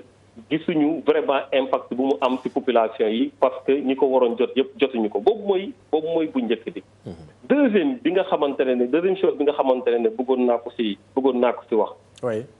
moo jëm ci mbirum décision yi c'est-à-dire que tey sooy xool le fait que di wax ne vraiment waruñu bàyyi suñu économie mu nërmeelu c'est une évidence. C'est-à-dire que loolu ce n'est pas le débat. Le débat mooy pourquoi on n'a pas anticipé. Pourquoi nos réalités socio-économiques bi nga xamante ne xam nañ ne nous sommes dans un monde boo xam ne la population active est composée de près 80% à 90% de l'informel. Pourquoi depuis le début xamuñu ne conséquences yi nii lay demee ñu mën a anticiper depuis le début. C'était important ñu anticiper parce que en réalité qu'est-ce qu'on nous dit que lu bees la woon. xamuñu ko woon on peut comprendre mais on évalue malheureusement on a vu du mimétisme depuis le début alors que les structures économiques suñu réew ak yeneen réew yi bokkul loolu moo tax tey c'est très dommage. li tax mu dommage Thierno si vous permettez comment l'État pouvait anticiper ci loo xamante ni même les autorités médico-scientifiques ñoom seen bopp xamuñ ci dara y a un problème. non y a pas de problème je parle des conséquences yu war a mën a am ci suñu économie xam nga soo nekkee dans un milieu boo xamante ne sa informel moo ëpp fuuf sa formel contrairement aux autres pays où c'est l'inverse nga xamante ne bés bu ñu jëlee yenn mesures yi mën nañu agir directement sur la population active parce que la population est complètement formelle da ngay xam ne yow genre mesures yooyu soo ko jëlee dafa am impact maanaam boobu tey gouvernement waru koo woon bett transporteurs yi ñu ne ñuy taal ay pneu waru ko woon bett xale yi génn ci biti waru ko woon bett nit ñu yuuxu c'est-à-dire que soo maîtriser yow te structure économique war nga xam ne yenn décisions yi soo ko jëlee dafay impacter aussitôt ci population yi te amoo ay moyens pour nga delloo leen loo xamante ne moom la ñu ñàkk la preuve pour joxe ceeb rek parvenir pour joxe ñi nga war a jox ñëpp donc ça pose problème à partir de ce moment donc je pense que ne loolu déjà moo doon problème boo xamante ne bu njëkk la bi ma jàpp ne foofu la problème bi nekk maintenant suñu waxee ne population yi dañu war a dem ci mesures barrières yi en réalité ñëpp xam nañ ne depuis le début parce que nag lu ñu ñàkk am expérience ci virus bi am na fu mu njëkk am te waroon nañu tirer expérience ñooñu ci lu ñu jël comme ay décisions mesures barrières ñëpp xam nañ ne mooy arme bu gën a mag. tey gouvernement lan la def ci mesures barrières ñu ngi wax port systématique de masque est-ce que mës ngeen gis gouvernement mu jël ay masque jël politique de masque dugal xaalis bu bëri def ko ci ay masque jox ko population yi defu ko. population yi la ñuy wax débrouiller leen ngeen wut ay masque imposer la ñu sol ay masque est-ce que gis ngeen ñu def wane ne façon bu ñuy solee masque def ci campagne ni mu waree non en termes de distanciation physique yan effort le gouvernement bi def pour que rassemblement yi am ci marché yi ci plage yi et cetera yoo xamante ne vraiment am na taxawaay lu ñuy wax une présence dissuasive pour que loolu bañ a am. si Thierno cette présence elle est là gendarmerie boo demee ci plage yi da nga leen fay fekk Thierno. non li ma la bëgg a wax non xam nga man nag ci plage bi laa dëkk nii. soo demoon tey ci plage bi Parcelles Assainies bi man dama doon def sport foofu waaye du ma fa sax jege parce que da ngay yaakaar ne nit ñëpp daje foofu.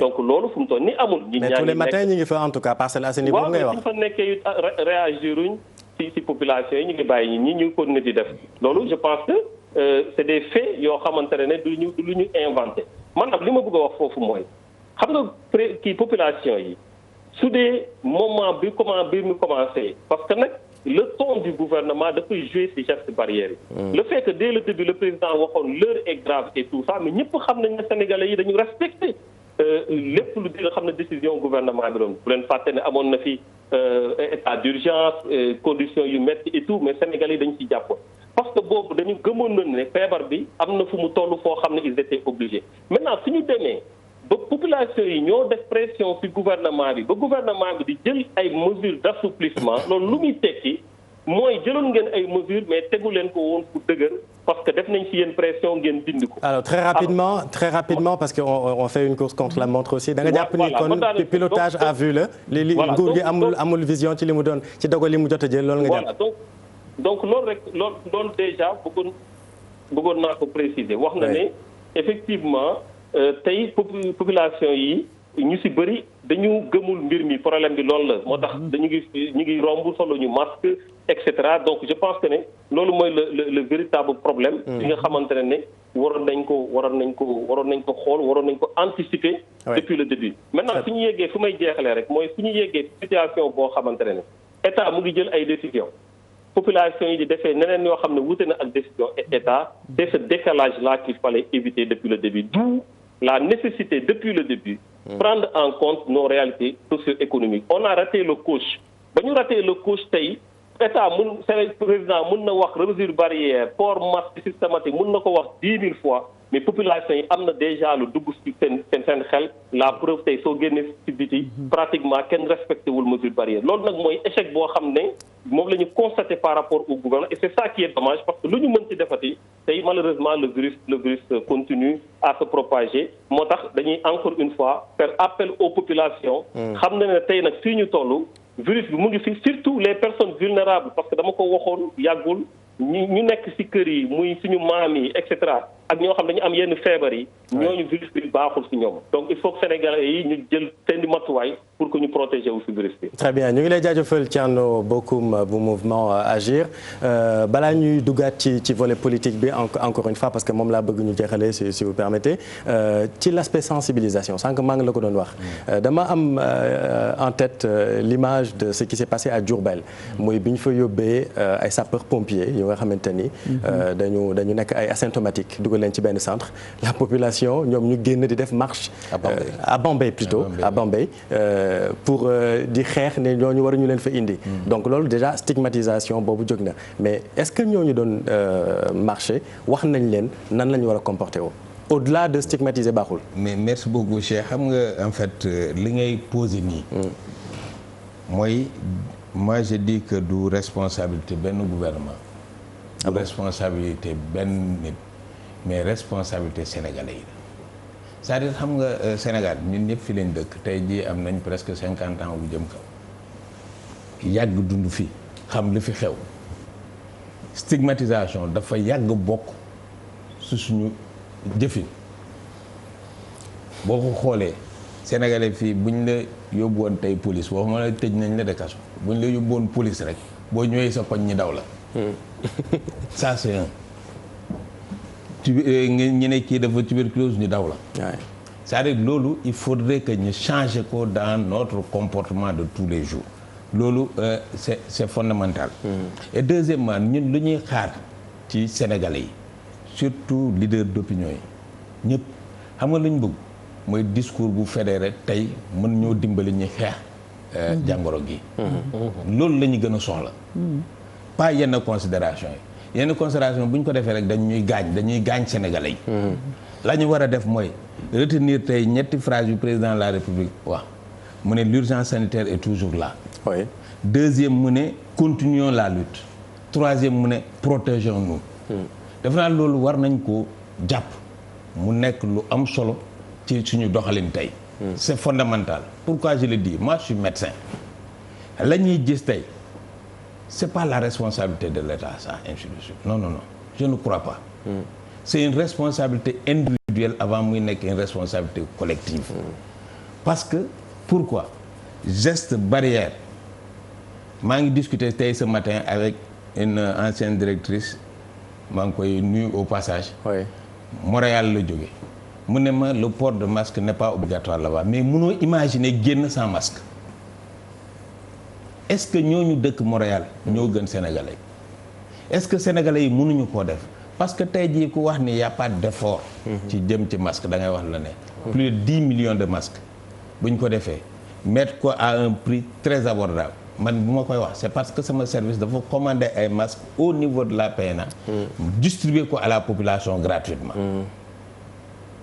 ñuy jaay unité 400 francs ñu jënd ci 2500 jëndoon ci 1000 masques jëndaat ci 2500 distribuer ko gratuitement à la population lu jëm ci campagne yi xam nga dafa wax loo xam ne man sama service moo koy def tey ji affiche yi ngeen di gis yëpp spot yi ngeen di gis yëpp donc il faut moo tontu ci loolu parce que boo jëlee port de masque yéen da ngeen di dawal spot bi dañu jël technicien yi ñëw taxaw sol masque expliquer étapes yi. c'est vrai Sénégalais yi di ko seetaan. depuis des mois. c'est vrai man mii wax ak yow personnellement bu ñu wax ni Sénégal anticipé wu dañuy wax lu neex rek man mii wax ak yow avant ñiy notifier xam nga nit ñëpp dañuy jël 2 mars. notification premier cas. mais ñëpp gis nañ ma ci école yi fii au mois de janvier ñiy expliquer xale yi ni am na feebar bu nekk Chine. mën naa yegg ci Sénégal donc xam nga. mais pour revenir ci stigmatisation si vous permettez. waaw dinaa ñëw ci stigmatisation. lañ ci def tey ji dafa am solo. parce que boo xoolee ñu ne épicentre wala tey ji 98% des cas positifs 70% des cas positifs. entre Dakar la Diourbel ak Thiès. ñu ne qu'est-ce qu'on doit faire on doit augmenter ce qu'on appelle l'engagement communautaire la participation communautaire. ñi créer des comités locaux de quartier. à Dakar plus de 356 comités locaux. ñu créé ko comités locaux yi bu ci nekk dafa fort de 10 membres 10 membres yi ñan ñoo ci nekk mooy imam bi délégué de quartier bi bàjjen gox bi relais bi communautaire bi ainsi de suite pour 10 personnes. 10 personnes yooyu li ñu leen sas mooy lan dugg leen ci kër yi parce que yéen a dëkk ci quartier bi. dugg leen ci kër yi expliquer lan mooy méfait boddi. wax leen ni waruñoo boddi kenn ku amee jàngoro bi ne signalé wu. ki faju ba wér ñëw ci kër gi àndale nag moom won nit ñi ni kii mënatul wàll kenn tant que mu ngi sol masque am ngay sol sa masque. mooy cas grave yi nekk ci kër yi yooyu ne leen encore protéger leen ñii nekk kër gi. yéen ñii génn dem doxi seen soxla di uti ji di ñëw mun ngeen indaale doomu jàngoro bi. pour bañ a indaale doomu jàngoro bi bañ leen bàyyi seen masque seen dugal ko seen poche tàkk leen ko. oui ngeen ñëw kër ga là en ce moment di ngeen protéger ñu ne leen aussi da ngeen ñuy dimbali comité yooyu expliquer leen waa quartier bi parce que dañu defe ne bu ñu demee par quartier moo gën a am efficacité que ñi jël large mesure dañuy jël par quartier. Très bien. Donc ñi installer les comités locaux de quartier xam nga vraiment dafa am travail bu extraordinaire bu nit ñi def sur le terrain. Malheureusement duñu ko wax lu bare. mais dafa am solo. te li ñuy def même sur le plan psychologique tamit expliquer aux gens mais que bot di baaxul. xam nga dañu am comité dañu am commission psychosociale. oui. Et depuis ci njëlbeen 21 janvier lañ ko mettre en place depuis 21 janvier commission boobu mu ngi liggéey pour malade bi da lay accompagner avant sa hospitalisation. Pendant l'hospitalisation, post-hospitalisation, mais encore au niveau de la cellule familiale. Très rapidement, de l'assouplissement à la levée carrément des mesures aujourd'hui, est-ce que tey jii seen liggéey dina yombati est-ce que crédit bi population bi dina leen ko continuer di jox di leen may nopp bi ci war notamment le point de situation quotidien bi est-ce que yaakaar ngeen ni nit ñi léegi dinañ ci bàyyi xel trop est-ce que yéen tamit du ngeen changer stratégie ou pas? Non, xam nga changer stratégie. de boo waxee changer stratégie c'est obligatoire. xam nga loo gis lu ne dafa dañ koy mëngale ak situation. Quelle sera la prochaine étape? tey jii situation bu ñu tolloo fii. dañ naan sénégalais yi mooy li président wax rek man foofu la ñu virus baa ngi fii ba léegi jógu fi nañ protéger wu comment se protéger nag. c'est les gestes barrières. vaccin taxawagul garab amagul garab bu fi am léegi mooy geste barrière. donc loolu ñun. duñu ko bàyyi dañuy continuer parce que ñun dañu nekk dans la promotion de la santé dama am service boo xam ne c'est stratégique transversal notamment le point de situation tous les jours très bien avec Covid ou sans Covid on va vers la population pour une sensibilisation de proximité pour nit ñi mën a changer de comportement personnellement sur cet aspect là je pense que c'est vrai mënuñu jël responsabilité comportement individuel ak collectif yi sas ko quelque autorité que ce soit, encore moins le président de la République, etc. Par contre, je pense que dans son discours, il a raté une occasion. Parce que, en vérité, un travail extraordinaire est en train d'être fait par les organisations de la société civile, par les autorités sanitaires, les acteurs sanitaires ci terrain bi ak ñeneen acteurs. Par contre, ce qu'on attend de l'État, président, on n'attend pas de lui juste des prescriptions. ñëw nit ñi sol leen masque continuer leen respecter les gestes barrières en sachant d'ailleurs que dans la réalité c'est tout à fait l'inverse qui est en train de se passer par contre ce qu'on aurait pu attendre man en tout cas je l'attendais de son discours c'est que la contrepartie levée des restrictions à 90%, c'est le renforcement côté quand même enforcement des gestes barrières par l'État du Sénégal, par la police, par la gendarmerie, prendre des mesures, y compris que moi un dialogue politique sur les mesures à faire prendre, y compris à l'Assemblée nationale, à travers des lois. ñu jël ay arrêtés au niveau des ministères ñu jël ay décrets et cetera yoo xam ne day permettre la contrepartie ñu ngi yëkkati nag toutes les trucs pour que économie bi dox. ouverture des frontières aériennes masque. Il suffit pas que le président vienne dire que je vous rappelle que le port du masque est obligatoire. Non, la réalité c'est que les gens ne respectent pas le port obligatoire de masque. Moi ce que j'attendais c'est que xëy na mu wax ni puisque nous constatons que du ngeen respecter et que en même temps ñun. dañoo war a yëkkati mesures yi ça veut dire que on va instruire le ministre de l'Intérieur et les autres qui dañu jël les mesures monsieur le ministre malheureusement sur le terrain mais vous constatez que les gens ne portent pas on ne peut pas rejeter ça aux individus parce que ñun ñëpp xam nañ et c'est pas l'apanage du Sénégal.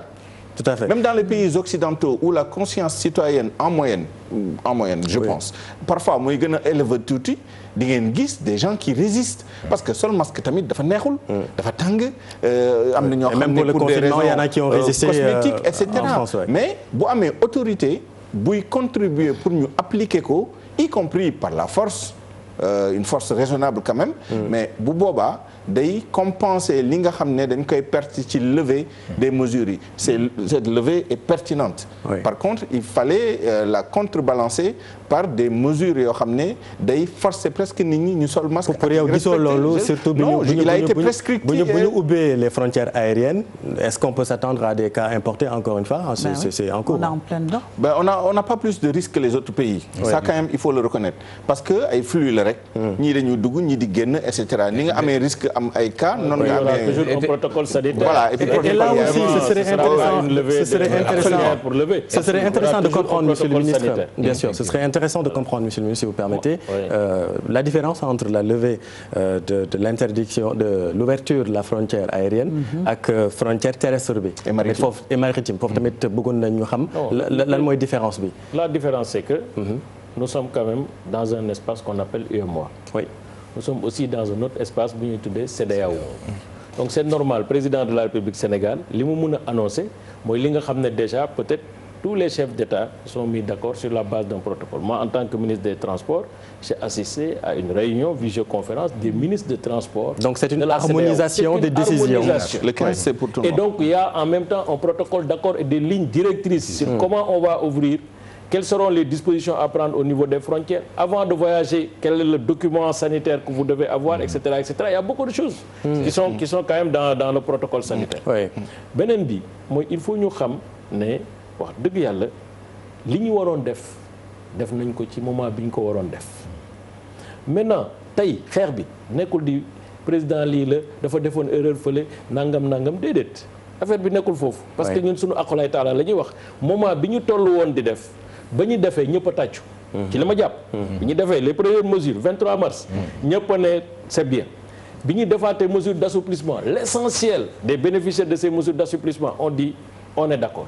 Maintenant mesures yi ñu jël mesures d'accompagnement de protocole sanitaire bi le port du masque obligatoire au niveau des espaces publics c'est maintenu. Oui. Le port du masque dans le transport c'est maintenu. Les sanctions afférentes à ce port de masque sont maintenues. Donc président jaratul muy ñëw. Et les endroits qui reçoivent du monde, les endroits fermés. dinaa leen def li parce que wax nañ ko ba pare am na ay lois yu ko jël. mesures yi nga xam ne ministre de l'Intérieur jël na ko dafay continuer di exister ci port de masque obligatoire dans l'espace public. ci transport public dafay koy jël. ci restrictions yi ñuy jël ci transport public aussi pour que ñu respecter le nombre de places assises dafay continuer di wéy le port obligatoire du masque dafay continuer donc amul benn problème. Ajoutez à cela, vous les ministres faites appliquer les ministres à cela on le fait. Oui. La preuve suma sœur bi nee na léegi am na benn gendarme boo xam ne wala benn policier joxe na exemple. ku ñu amande. loolu lañ mën nag. li ci des ba des mooy wax dëgg yàlla nañ am benn coalition nationale. Une synergie commune. Bien sûr. ñu bàyyi kii moo def li daf ñuy tardeel. parce que ku nekk mën nga défendre moment bi nga toll. li war a wax dëgg-dëgg mooy sénégalais yi ak sénégalaises yi la ñu war a waxal. ànd si ak message yi nga xam ne. moom la docteur Ousmane Gueye wax léegi. ku nekk ci sa koñ nga def investissement personnel dem si kër yi wax ak ñoom wax ak xale yi wax ak ñëpp parce que aussi am na loo xam kenn mënu ko. mënuñu sénégalais bu nekk ñu def fa police ñi nekk ci plage yi ñoo ëpp sax peut-être nombre effectif bi ñu am ci police. lan lañ leen di tuwee da ngay ñëw ñu sànni teg yow xeer daf ay nangam boo fa gaañee nit ñu ne bavure policier. dinaa la joxaat kàddu gi monsieur le ministre donc vraiment li ñu war a wax dëgg-dëgg. mooy coalition nationale. da nga may baal ma jox madame parce que damay bañ ñu xas ñu que nous sommes des machos parce que booba léegi moom rek moo fi jigéen te joxaguñ ko damay bañ féministes yi ne moom moo fi gën a tuuti temps de parole alors léegi ñu bàyyi la en tout cas ci yan réplique nga mën a indi ci par rapport à ce que le ministre a dit. En fait moi plus muy wax plus je vois les failles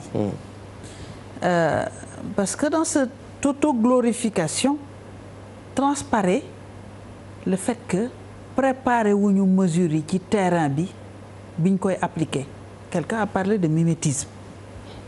Donc Sénégal nu mu mel ak yan mesure lañ ko war a defar on sent que c'est allé trop vite le critère c'était l'urgence mais on avait 2 morts deux cas donc est-ce que c'était si urgent pour qu'on se donne pas le temps d'étudier naka lañ koy defee war nañ ci jàngat li ñu war a jàngat tamit mooy nit ki boo tëralee dara ba egsi ci cappaandaw ga boo bëggee jëm kanam da ngay def sa évaluation su ñu defee évaluation tey jii liñ ci def ci moyen liñ ci def ci xam-xam liñ ci def ci politique ñëpp jàpp ci. comme ni mu ko waxee fan lañ ci toll ak ban résultat la ñu am est-ce que résultat yi rafet na gëwuma ko parce que bu ñu toogee ba ay kilifa yu mag ci dëkk bi daal di ne ñun de dañ ñu bàyyeeg suñ bopp.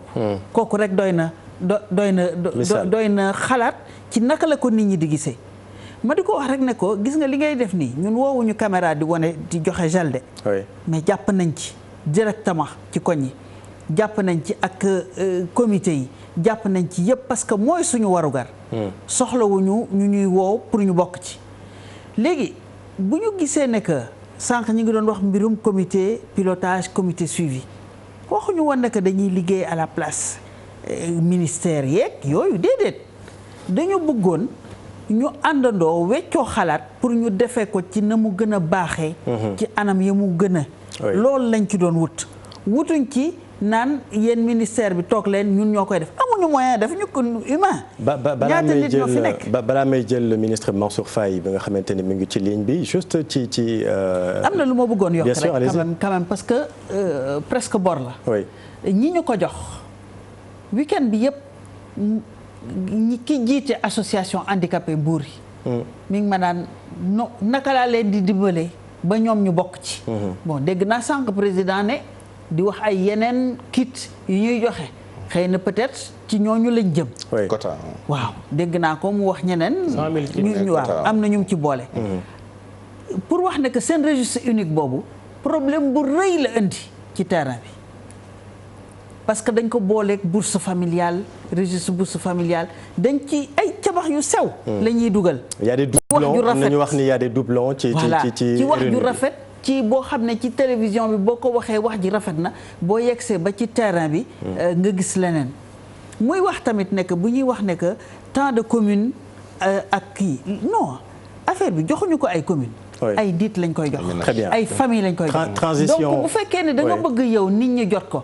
yow Covid baa ngi jeex te ñooñu jotaguñu ñu war a seetaat ci évaluation bi ndax waroon nañu jël gannaaw nee na suñuy camion matul suñuy tali matul suñuy chauffeur matul suñuy ceeb matul kon lu tax ñu jël yooyu anam ne noonu la ñuy dimbalee nit ñi loolu buñ ko seetoon ca njëlbeen ba xëy na peut-être dinañu doxalee neneen ñu war a ci jàngat rek ne que stratégie bi ñu tëral ci résilience bi lajj la jeex na yow moom ci boppam wane na ko indil nga defal nga ma transition dinaa la laaj dinaa ñëwaat léegi ci loi d'habilitation bi pour yow jaroon na ko am jaru ko. moom laa bëgg moom jaru ko woon. mais dinañ ci xóotal. ñu ngi ci ligne bi ak le ministre Mansour Faye ñu ngi leen nuyu. waaw maa ngi leen di fay bu baax a baax. ñu lay gërëm ci yëglu bi nga yëglu ban jàngat nga indi ak yan leeral nga ñu mën a indil notamment ci aide alimentaire bi nga xamante ni le président de la République wax na ni sur 552 communes 438 rek ñoo ci jotagum fan la liggéey bi toll. waaw lu ma mën a wax ci loolu président bu ne 438 communes ñoo jot appui alimentaire sur les 552 loolu du rek.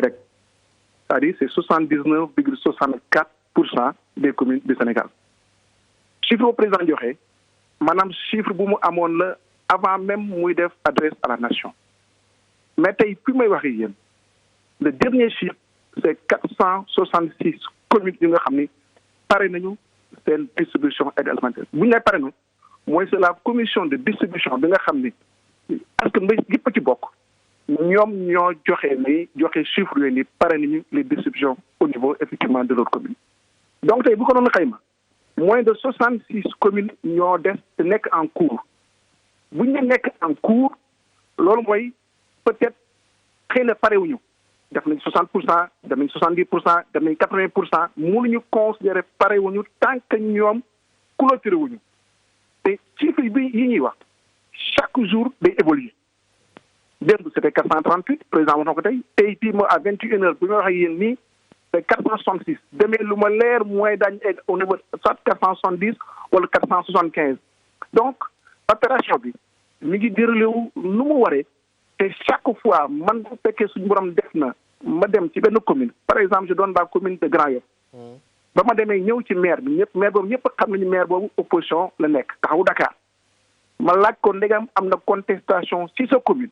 mu y a aucune contestation ci commune loolu mooy lan loolu moom non seulement maanaam distribution mi ngi jaar yoon waaye tànneef bu ñu tànn à partir d'abord du registre national unique mën naa ci dellu soit ak extension bi mën naa tànneef boobu jaar na yoon registre national unique ministre Oumar Youm wax na ko léegi registre la boo xam ni ça date de depuis 2013 lañ ko boobu maanaam la délégation générale doonoon appuyé wu sur les maires te ñëpp xam nañu les maires maanaam des nouveaux maires comme man par exemple 2014 la ñu ñëw ci bopp mairie yi donc 2013 2014 2015 2016 ci la ñu constitué maanaam le registre national unique c'est vrai man yàgg naa koy wax le registre national unique am na ay erreurs d'inclusion ak erreurs d'exclusion am na ay quelques doublons te fii la gën a feeñ parce que tout simplement les comités de ciblage dañu amoon mandat pour ceytu xool bu baax càmbar maanaam le registre national unique donc loolu moo erreur yooyu moo feeñ te les comités seen bopp indi nañ ci ay correction parce que da ngeen joxoon mandat pour que bu fekkee ay erreur am na ci RNU bi maanaam ñu corriger ko extension bi maanaam 411 955 ménages et le ciblage communautaire c'est au niveau de la base au niveau de la commune tas au niveau de chaque quartier bu fekkee commune urbaine la wala mu tas au niveau de chaque village bu fekkee commune rurale la te boobu ñu fa nekk c'est les chefs de village wala les délégués de quartier entourés par la communauté les bàjjenu gox les responsables des jeunes les responsables des femmes la société civile les ONG les imams maanaam ak aussi les curés et cetera tànneef boobu amul tànneef bu ko gën a leer kooku dama bëggul leeral nit ñi amul benn parparloo politique bu am ci tànneef de l'extension amul te mën a défier quiconque bu koo xam ne mën na ma prouver le contraire. Très rapidement parce que malheureusement temps bi daf ñu dab mais très rapidement est-ce que mën nga ñu certifier ni balaa le 15 juillet ñëpp dinañ jot li ñu war a jot. mais loolu incha allah bi balaa le 15 juillet bu neexee yàlla ñu war a jot ñëpp daañu jot parce que tey fi ñu toll à l'instant tey bi ma wax ni c'est 84% yi nga xam ni jot nañu. très bien lu ci des. maanaam bëriwul te chaque jour chiffre bi day évoluer rapidement. Dakar ministre kañ la ñu am évaluation bi te kan mooy def évaluation opération bi est-ce que ce ministère la wala comité de suivi bi. non c'est le ministère la moi danaa def évaluation bi bu neexee yàlla jébbal maanaam loolu ñu ngi ko war a jébbal parce que on a le droit ici dañu am dañu war a rendre compte te bu soobee suñu borom même bu fekkee jar la représentation nationale woon nañu. danaa ñëw jànn ak ñoom. def na maanaam le bilan nuñ ko soxla ak nuñ ko bëgg. monsieur le ministre bu tey jii buñ la waxoon nga delluwaat 3 mois derrière nga war a defaat opération bi na lan ngay changer ci ni nga ko doxalee nii. waaw xam nga opération bi nekkul opération bu yomb parce que Sénégal mosul joxe ci at 15000 tonnes de vivres mosu ko joxe Sénégal ba mu daal nekk Sénégal ba léegi mosu ko joxe.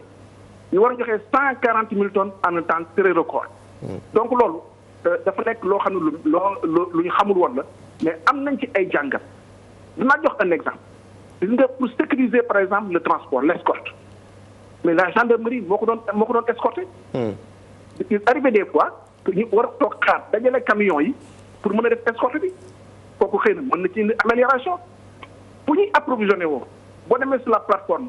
peut-être ay 4 points d'approvisionnement 5 points d'approvisionnement la ñu fa am donc loolu dañuy indi ay goulot d'étranglement donc il faut benn yoonate bu fekkee lu mel ni am na parce que ñaanuñu lu mel ni amaat parce que mbas bi moo tax mu am mais jël nañ ci ay jàngat yoo xam ne du ma wax dañ ko def en 2 mois et demi. parce que bu leen fàttali on a démarré les opérations le 11 avril. alors dernière chose monsieur le ministre comme ni ko Souleymane waxee di ngeen def évaluation mais yéen bu ngeen koy def seen ministère est-ce que du ngeen nekk juge parti.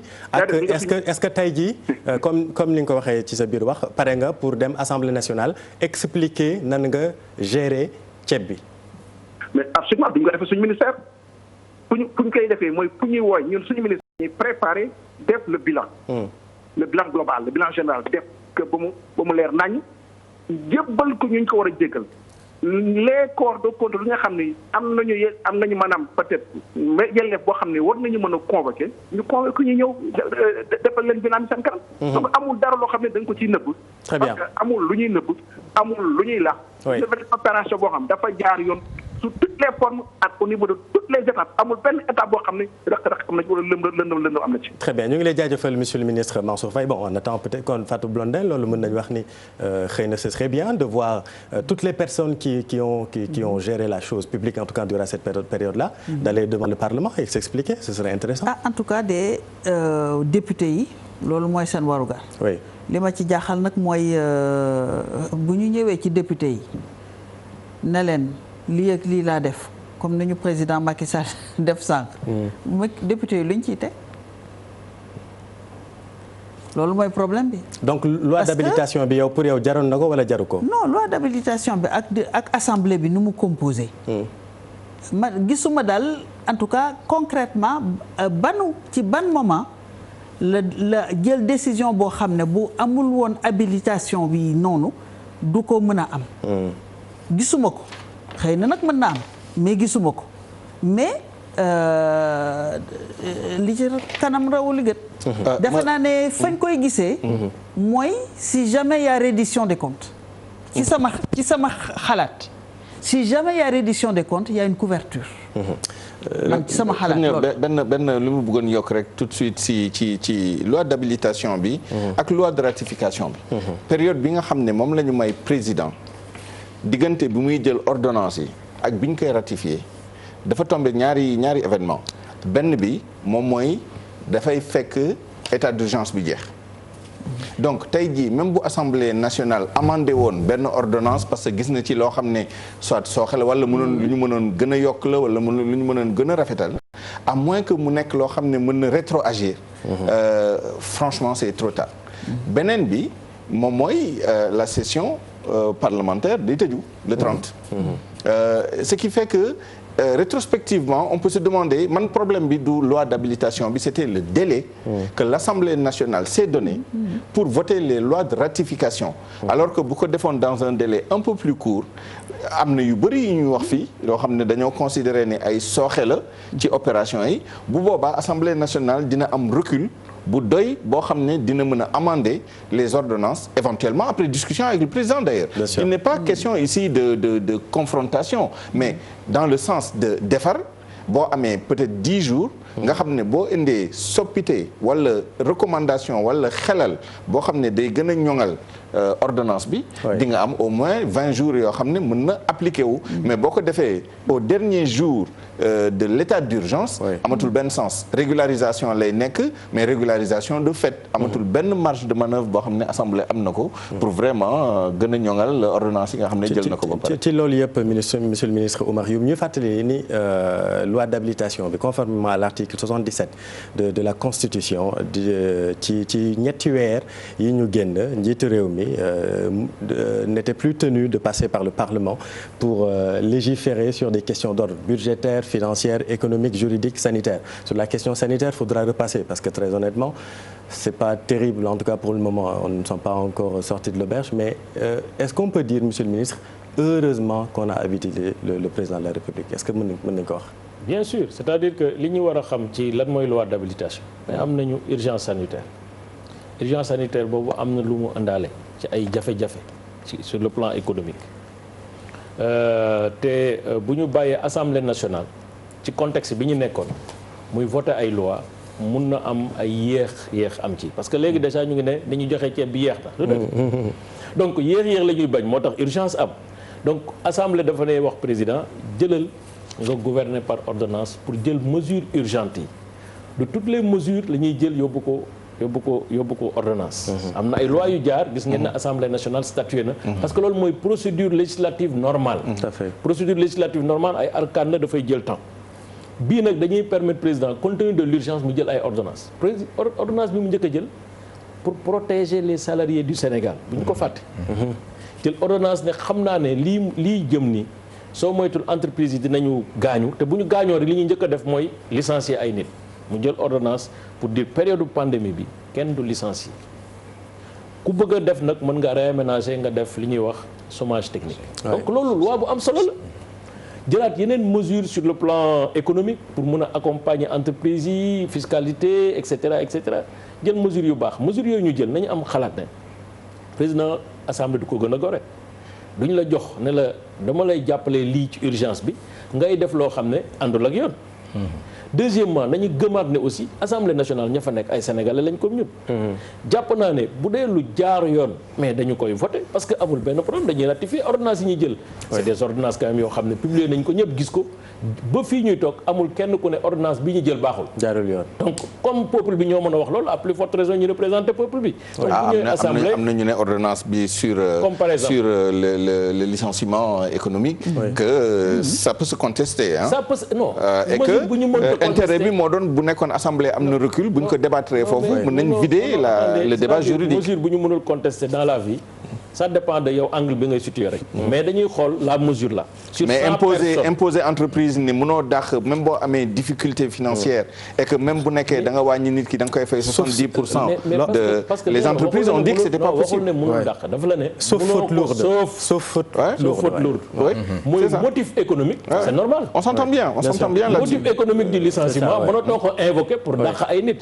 parce que quand même jël nañ ay mesures pour accompagner l'entreprise jël nañ ay mesures dans le cadre du programme de résilience économique et sociale pour wax la mun nga leb taux zéro mun nga leb taux réduit mun lañ la accompagner mun nga dem ci banque yi et cetera mun nañ la jox xaalis mais loolu nag mënul ànd aussi effort yooyu yëpp gouvernement bi def près de 800 milliards mooy ànd aussi ñuy dàq ay mais monsieur le ministre parce que loolu dañ ko def pour dëgëral l'économie. Monsieur le ministre a posteriori est-ce que quand même c'est pas regrettable l'absence du Parlement durant cette période-là quand même. Pour moi, oui, le Parlement est toujours là. Parce que le Parlement boo xasee ne habilité naa la nga def ci sama coobare ngay defee mooy benn. deuxièmement boo defee ba pare da nga koy indiwaat si man ma xool ko càmbar ko bu dee lépp dëppoo na ak yoon man def loi de ratification pour ordonnance yi nekk loi léegi. alors am na député madame Aïda Mbodj bu yëkkati ay questions d'actualité muy jur ko ay coow ba ñu wax ni sax ni dañ ko ci menacé est-ce que tey jii yow par exemple loo xalaat ci commission d'enquête parlementaire sur la gestion de cette crise te le ministre l'a dit. oui je pense que ministre bi nga xam ne mooy développement communautaire yarulu ci am solo ci yëf yi. oui wax na ko man mii je suis prêt parce que man tamit am naa 8 milliards 250 millions yoo xam ne jox nañ ko secteur transport. ñu koy distribuer on est prêt. li mu wax mooy ñun bu ñu paree dañuy def suñu bilan ñëw conseil des ministres ne monsieur le président de la république li ñu joxoon lii lañ ci def comité de suivi bi dafay ñëw xool ko bu ñu assemblée nationale soxlaa aussi ci suñu rôle assemblée nationale ci rôle am la nekk. question d'actualité woo ministre yi ñu ñëw bu ñu ñëwee mais dañuy def li nga xam ne moom la ñu war a def. balaa ngay dem assemblée nationale d'ailleurs taximan yi nee nañ 199 ñoo jot seen xaalis. et que y a 4000 à 5000 taxis yoo xam ne en tout cas. non parce que loolu aussi vendredi lañ ko wax. mais jotuñu xaalis bi yaakaar naa ni occasion la pour nga leeral catégorie de taximan. dafa am les taximan yi nekk taxi AIBD. oui 199. c'est ça état bi financé leen à travers un programme Séniran ñooñu toog 3 mois mënuñu fay bu mat ñu def comité de suivi. parce que ñun dañu am comité de suivi inclusif avec les taximans ñu nekk ci biir représenté Modou Ndiaye Modou Sock et cetera. ñu ne ñun suñu xaalis taxi bi d'abord nañuy jël 75 millions ñu fay parce que sinon programme bi nërmeelu. ñu fay 75 millions Séniran pour ñu mën a continuer programme de renouvellement du parc de taxi. li ci des ñu war a identifier les acteurs man maa ne du ma jël xaalis bi di xool ku ma neex dañuy def benn fiche d'inscription. ci site internet bu leer jox leen délai 15 jours pour ñu inscrire ñëpp war a inscrire semaine bi passée la ñu fermer site bi. pour faire l'évaluation des inscrits identifier leen parce que y a taximan et taximan. man su ma amee licence taxi sama oto yàqu dama am droit ci xaalis bi depuis avant 31 décembre 2019 aw ma ci droit.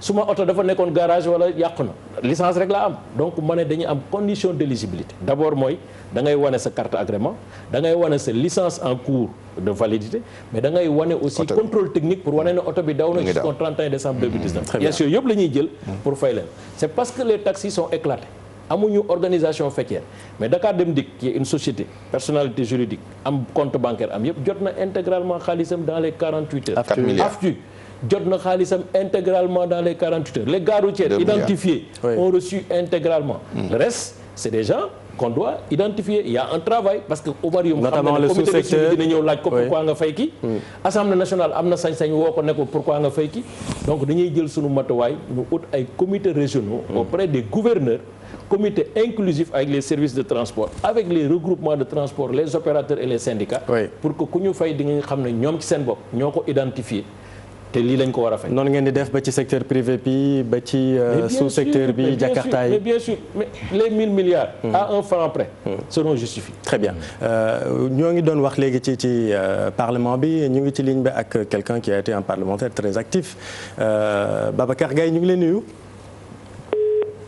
Voilà on l'a perdu très très rapidement dernier tour de table est-ce que li nga dégg doy na la madame Fatou Blanqui Diop. En tout cas bon waxuma secteur transport bi parce que bu ñu waxee côté économique bi daal pour man la dès le départ li ma identifié moon mooy dëkk bi. dañ ne liggéeykat yi. oui près de 90% ci informel bi lañ nekk.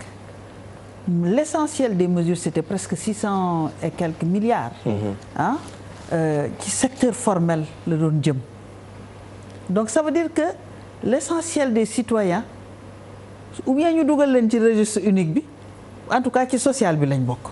Très bien. Donc foofu la pour man dès le départ côté mesure économique bi foofu la ñu raté la réalité économique du Sénégal qui sont les travailleurs ak fan la ñuy liggéeyee ak fan lañ leen di boole.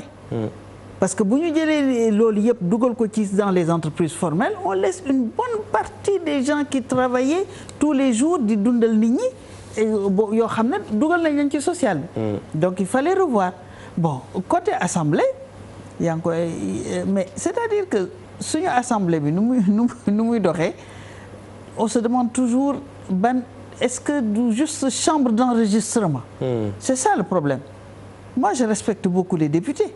Parce que sur les papiers c'est bien écrit mais c'est comme la démocratie sénégalaise tout est bien écrit lépp leer na lépp war na jot mais bu ñu yegsee ci cëppaandaw ga loo ci laal rek ñu ne la am naa circonstance boo xam ne mënu ma ko woon defee na ma ko waroon defee kon boog nii la may wax tamit ne que bu ñu bëggee sénégalais yi am comportement ci côté santé bi nañu def ni ñuy def bu campagne jotee kër gu ne ngeen dugg fa doo leen yónni ba jeeganu gox de kër gu ne ngeen dugg fa ne leen naam dara ma jug leen voté diw am voile am lii am lii bu ñu ko defoon dugg ci kër gu nekk def ci moyens yañ ca war a def defe naa ne sénégalais yi nañ dégg nañ gis ay leaders yu taxaw ne leen aw leen fi ngeen war a aw donc man je suis pas d'accord que ñi wax ne sénégalais yi nii la ñu mel naa la ñu mel sénégalais yi dañ leen di éduquer sénégalais yi dañ leen di awale ay yoon ba pare jox leen ay moyens yoo xam ne dina tax ñu am confiance ci état bi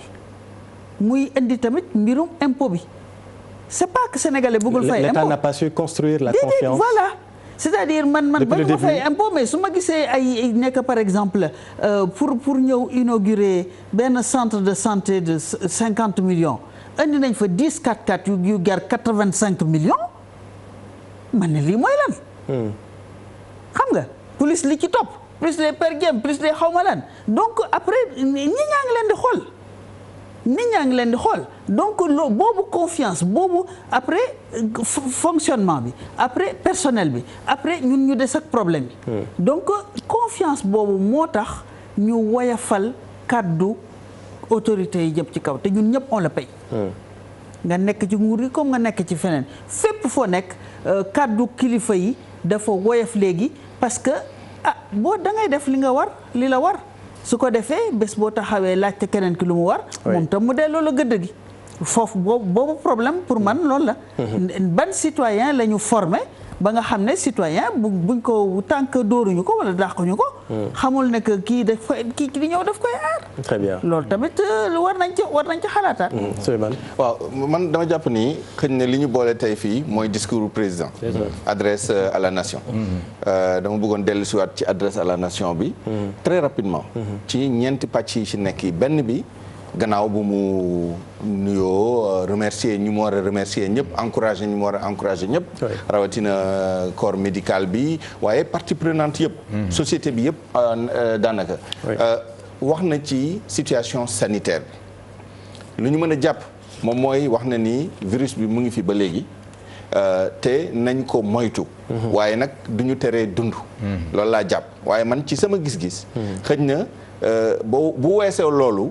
conséquences yu mu ci tiré yëpp xëy na méngoowul ak situation virus bi nu mu demee ci dëkk bi loolu sama analyse bopp la wala sama commentaire bopp.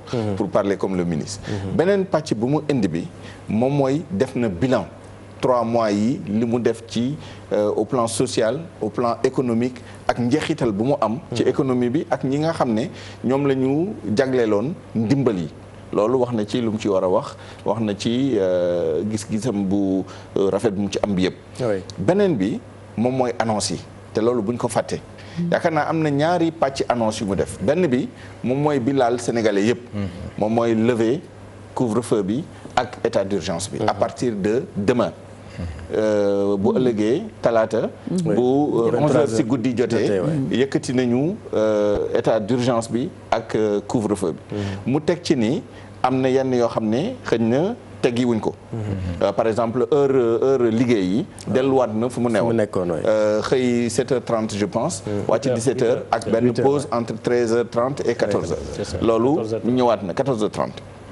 beneen bu mu wax bi aussi mu jëm ci marché yi marché yi nee na juróom-benn fan yi ñu waxoon ni maintenir nañ ko ba léegi waaye benn bés pour raxas et que ne nit ñi aussi respecter mesure distanciation yi ak yi nu mel waaye lu jëm ci lieu public ak privé yi ak yenn yu ñu tere woon mu ngi des ba léegi yooyu nañ def ndànk lu mel ni ay lieux de loisirs les lieux fermés loolu boo ko tekkee mooy ay ñoom boîte de nuit ak yu mel noonu yooyu yëpp ñu ngi koy tere ba léegi yaakaar naa loolu c'est important ñu rappeler ko ma jeexalee ci beneen pàcc annonce yu mu def yi def na ñaari annonce yi am importance benn bi te waxuñu si xëy na docteur bu ñëwee dinañ ci wax tuuti moom mooy programme d'investissement bi mu wax ci secteur de la santé nee na dina am benn conseil présidentiel buy ñëw boo xam ne dinañ ci waxtaanee loolu pour xool ban ci lan ci alal la ñu dugal pour defaraat système de santé bi loolu xëy na docteur dina si gën a ñëw bu ci mujjee bi nag moom mooy programme bu mu wax naka ko gouvernement bi préparé pour le plan de relance économique te yaakaar naa ni loolu tamit ay bés yi di ñëw ñaari programme yooyu programme d'investissement dans le secteur de la santé ak programme de relance de l'économie nationale yaakaar naa dina nekk au devant de l'actualité. Merci beaucoup Souleymane pour ni ñu tënkalaatee ce résumé final ñu ngi lay jaajëfal di jaajëfal Madame Fatou Blandin Diop. Dernière chose avec le ministre Oumar Youm, question d'actualité ñu ngi jëm ci tabaski bi le fait de ne pas rouvrir les frontières terrestres est-ce que du ci yàq dara. non du ci yàq dara mais dama bëggoon profiter ci occasion bi. parce que je pense que c'est important ñu jéem a adapter suñuy discours. que ça soit discours homme politique que ça soit opposition dafay am moment yoo xam ne dañuy soxla convergence forte ñu bàyyi discours ambivalent yi. c'est-à-dire que ñu affirmatif ci li ñu war a jëm tey suma sœur bi am na parti man am naa parti keneen am na parti am na ñu nekk ci ay ñoo xam ne ci ay confessions religieuses lañ nekk am na ñoo xam ne ay leaders d'opinion ay travailleurs sociaux le message qu'on doit retenir suñuy génn fii mooy remobilisons-nous pour faire face remobilisons-nous pour respecter les gestes barrières remobilisons-nous pour ñu port du masque systématique remobilisons-nous pour respect distanciation physique remobilisons-nous pour ñu seetal suñuy loxo fu ñu toll loolu c'est important parce que sinon dañ fiy génn ñi fay rek moom dañuy continuer di défier l'État parce que c'est ça aussi la confiance de l'État c'est la somme des populations. C'est nous qui défions l'État. Je veux dire non mais attends, c'est-à-dire que si le discours n'est pas clair, on est toujours encore dans l'accusation. C'est un peu le jeu politique, non? Non mais jeu politique dafa am limite. Tey xeex bi ñuy xeex, c'est notre bataille fondamentale. Fondamentale waruñu bàyyi benn parti pris mu koy polluer. Dañu war a am un message très clair à l'égard des Sénégalais. À l'égard des Sénégalais nañu fàtte sax président Macky Sall nañu xool ku nekk sa bopp individuellement li ngay wax noonu ñun ñëpp dañ ko war a def. nañu parti politique yi dem def ay kii mais nag dafa am ñu ko war a def aussi. parce que dafa am ñu former pour ñuy def sensibilisation sur les comportements ak voilà parce que boo koy jéem a improviser doo ko mën. man mën naa dem pour vendre le programme du président Macky Sall si je serais peut-être mal à l'aise pour dem di wax ci affaire santé wala yooyu am nañu ay spécialistes nañ leen déglu. loolu la ñu war a commencer wax nañ leen déglu nañ leen yaatal ci quartier yi nañ leen gunge ñu ànd ak ñoom ñu joxe les messages clés loolu c'est très important li ci des nag mooy comme li nga wax léegi je pense que c'est très important Souleymane li mu wax le PSE n'est pas en veilleuse n'est pas en éteignoir le PSE continue parce que le PSE c'est une vision long terme plan Sénégal émergent parce que dégg naa ñu ne waa kon finalement le plan de relance économique c'est un plan à court terme békii la pour que fi ñu toll nii nan la ñuy def pour rattraper li ñu perdre c'est ça le plan de relance économique nationale nan la ñuy def ci année 2020 2021 rattraper très rapidement. pour éviter de rentrer dans une spirale récessionniste. Le ministre de l'économie est en train de travailler avec tous les segments de la société.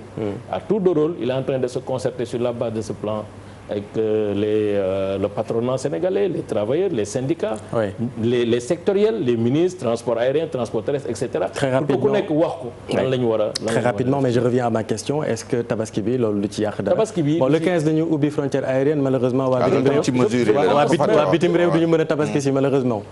oui bon loolu mooy délai bi nga xam ne jàppagum nañ ko. mais après entre les états am na toujours ay accords bilatéraux yu état yi mën a def.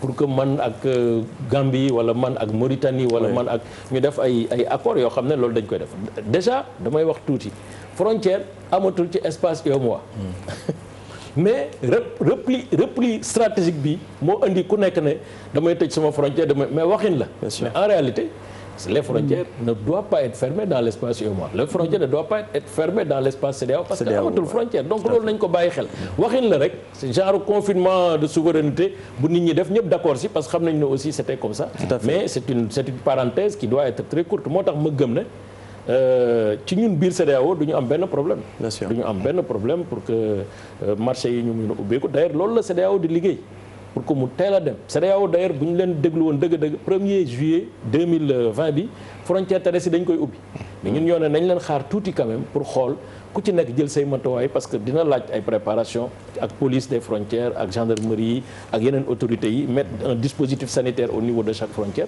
loolu moo tax la ñuy xaar pour mun ko def mais je pense que loolu dinañ ko def dans le cadre des accords bilatéraux bi ñu am ak Mali xam ne suñu benn dëkk la ak Sénégal bi ñu am ak Mauritanie bi ñu am parce que ñooñu ñooy les deux pays yi ngi indi xaru tabaski ci Sénégal tout à fait ñu ngi lay jaajëfal monsieur le ministre Oumar Youm sa kàddu gu mujj le docteur Ousmane Gueye naa ñu jëmale ko ci sensibilisation bi waaw li ñu mën a wax rek moom mooy c'est-à-dire damay revenir rek ci cohérence discours yi ak logique yi parce que boo xoolee mbir mi mën nga ko jëlee ci ñetti phase defe naa cadrage boobu jot ngeen. vous faites vraiment dans le service après-vente ce soir. non xamul tax da ngay gis li ñuy wax ay le 2 mars ñu nekkoon ci benn phase bu ñuy wax phase d'endiguement ñu ne nit ñi toog leen couvre-feu ainsi de suite ñu ñëw le 11 ñu am 177 cas mais malgré cela ñu ne il faudra s'adapter parce que boo xoolee tey jii xam nga dañuy fàtte benn chiffre da ngay gis dëmb le monde dépassé woon na 10 millions de cas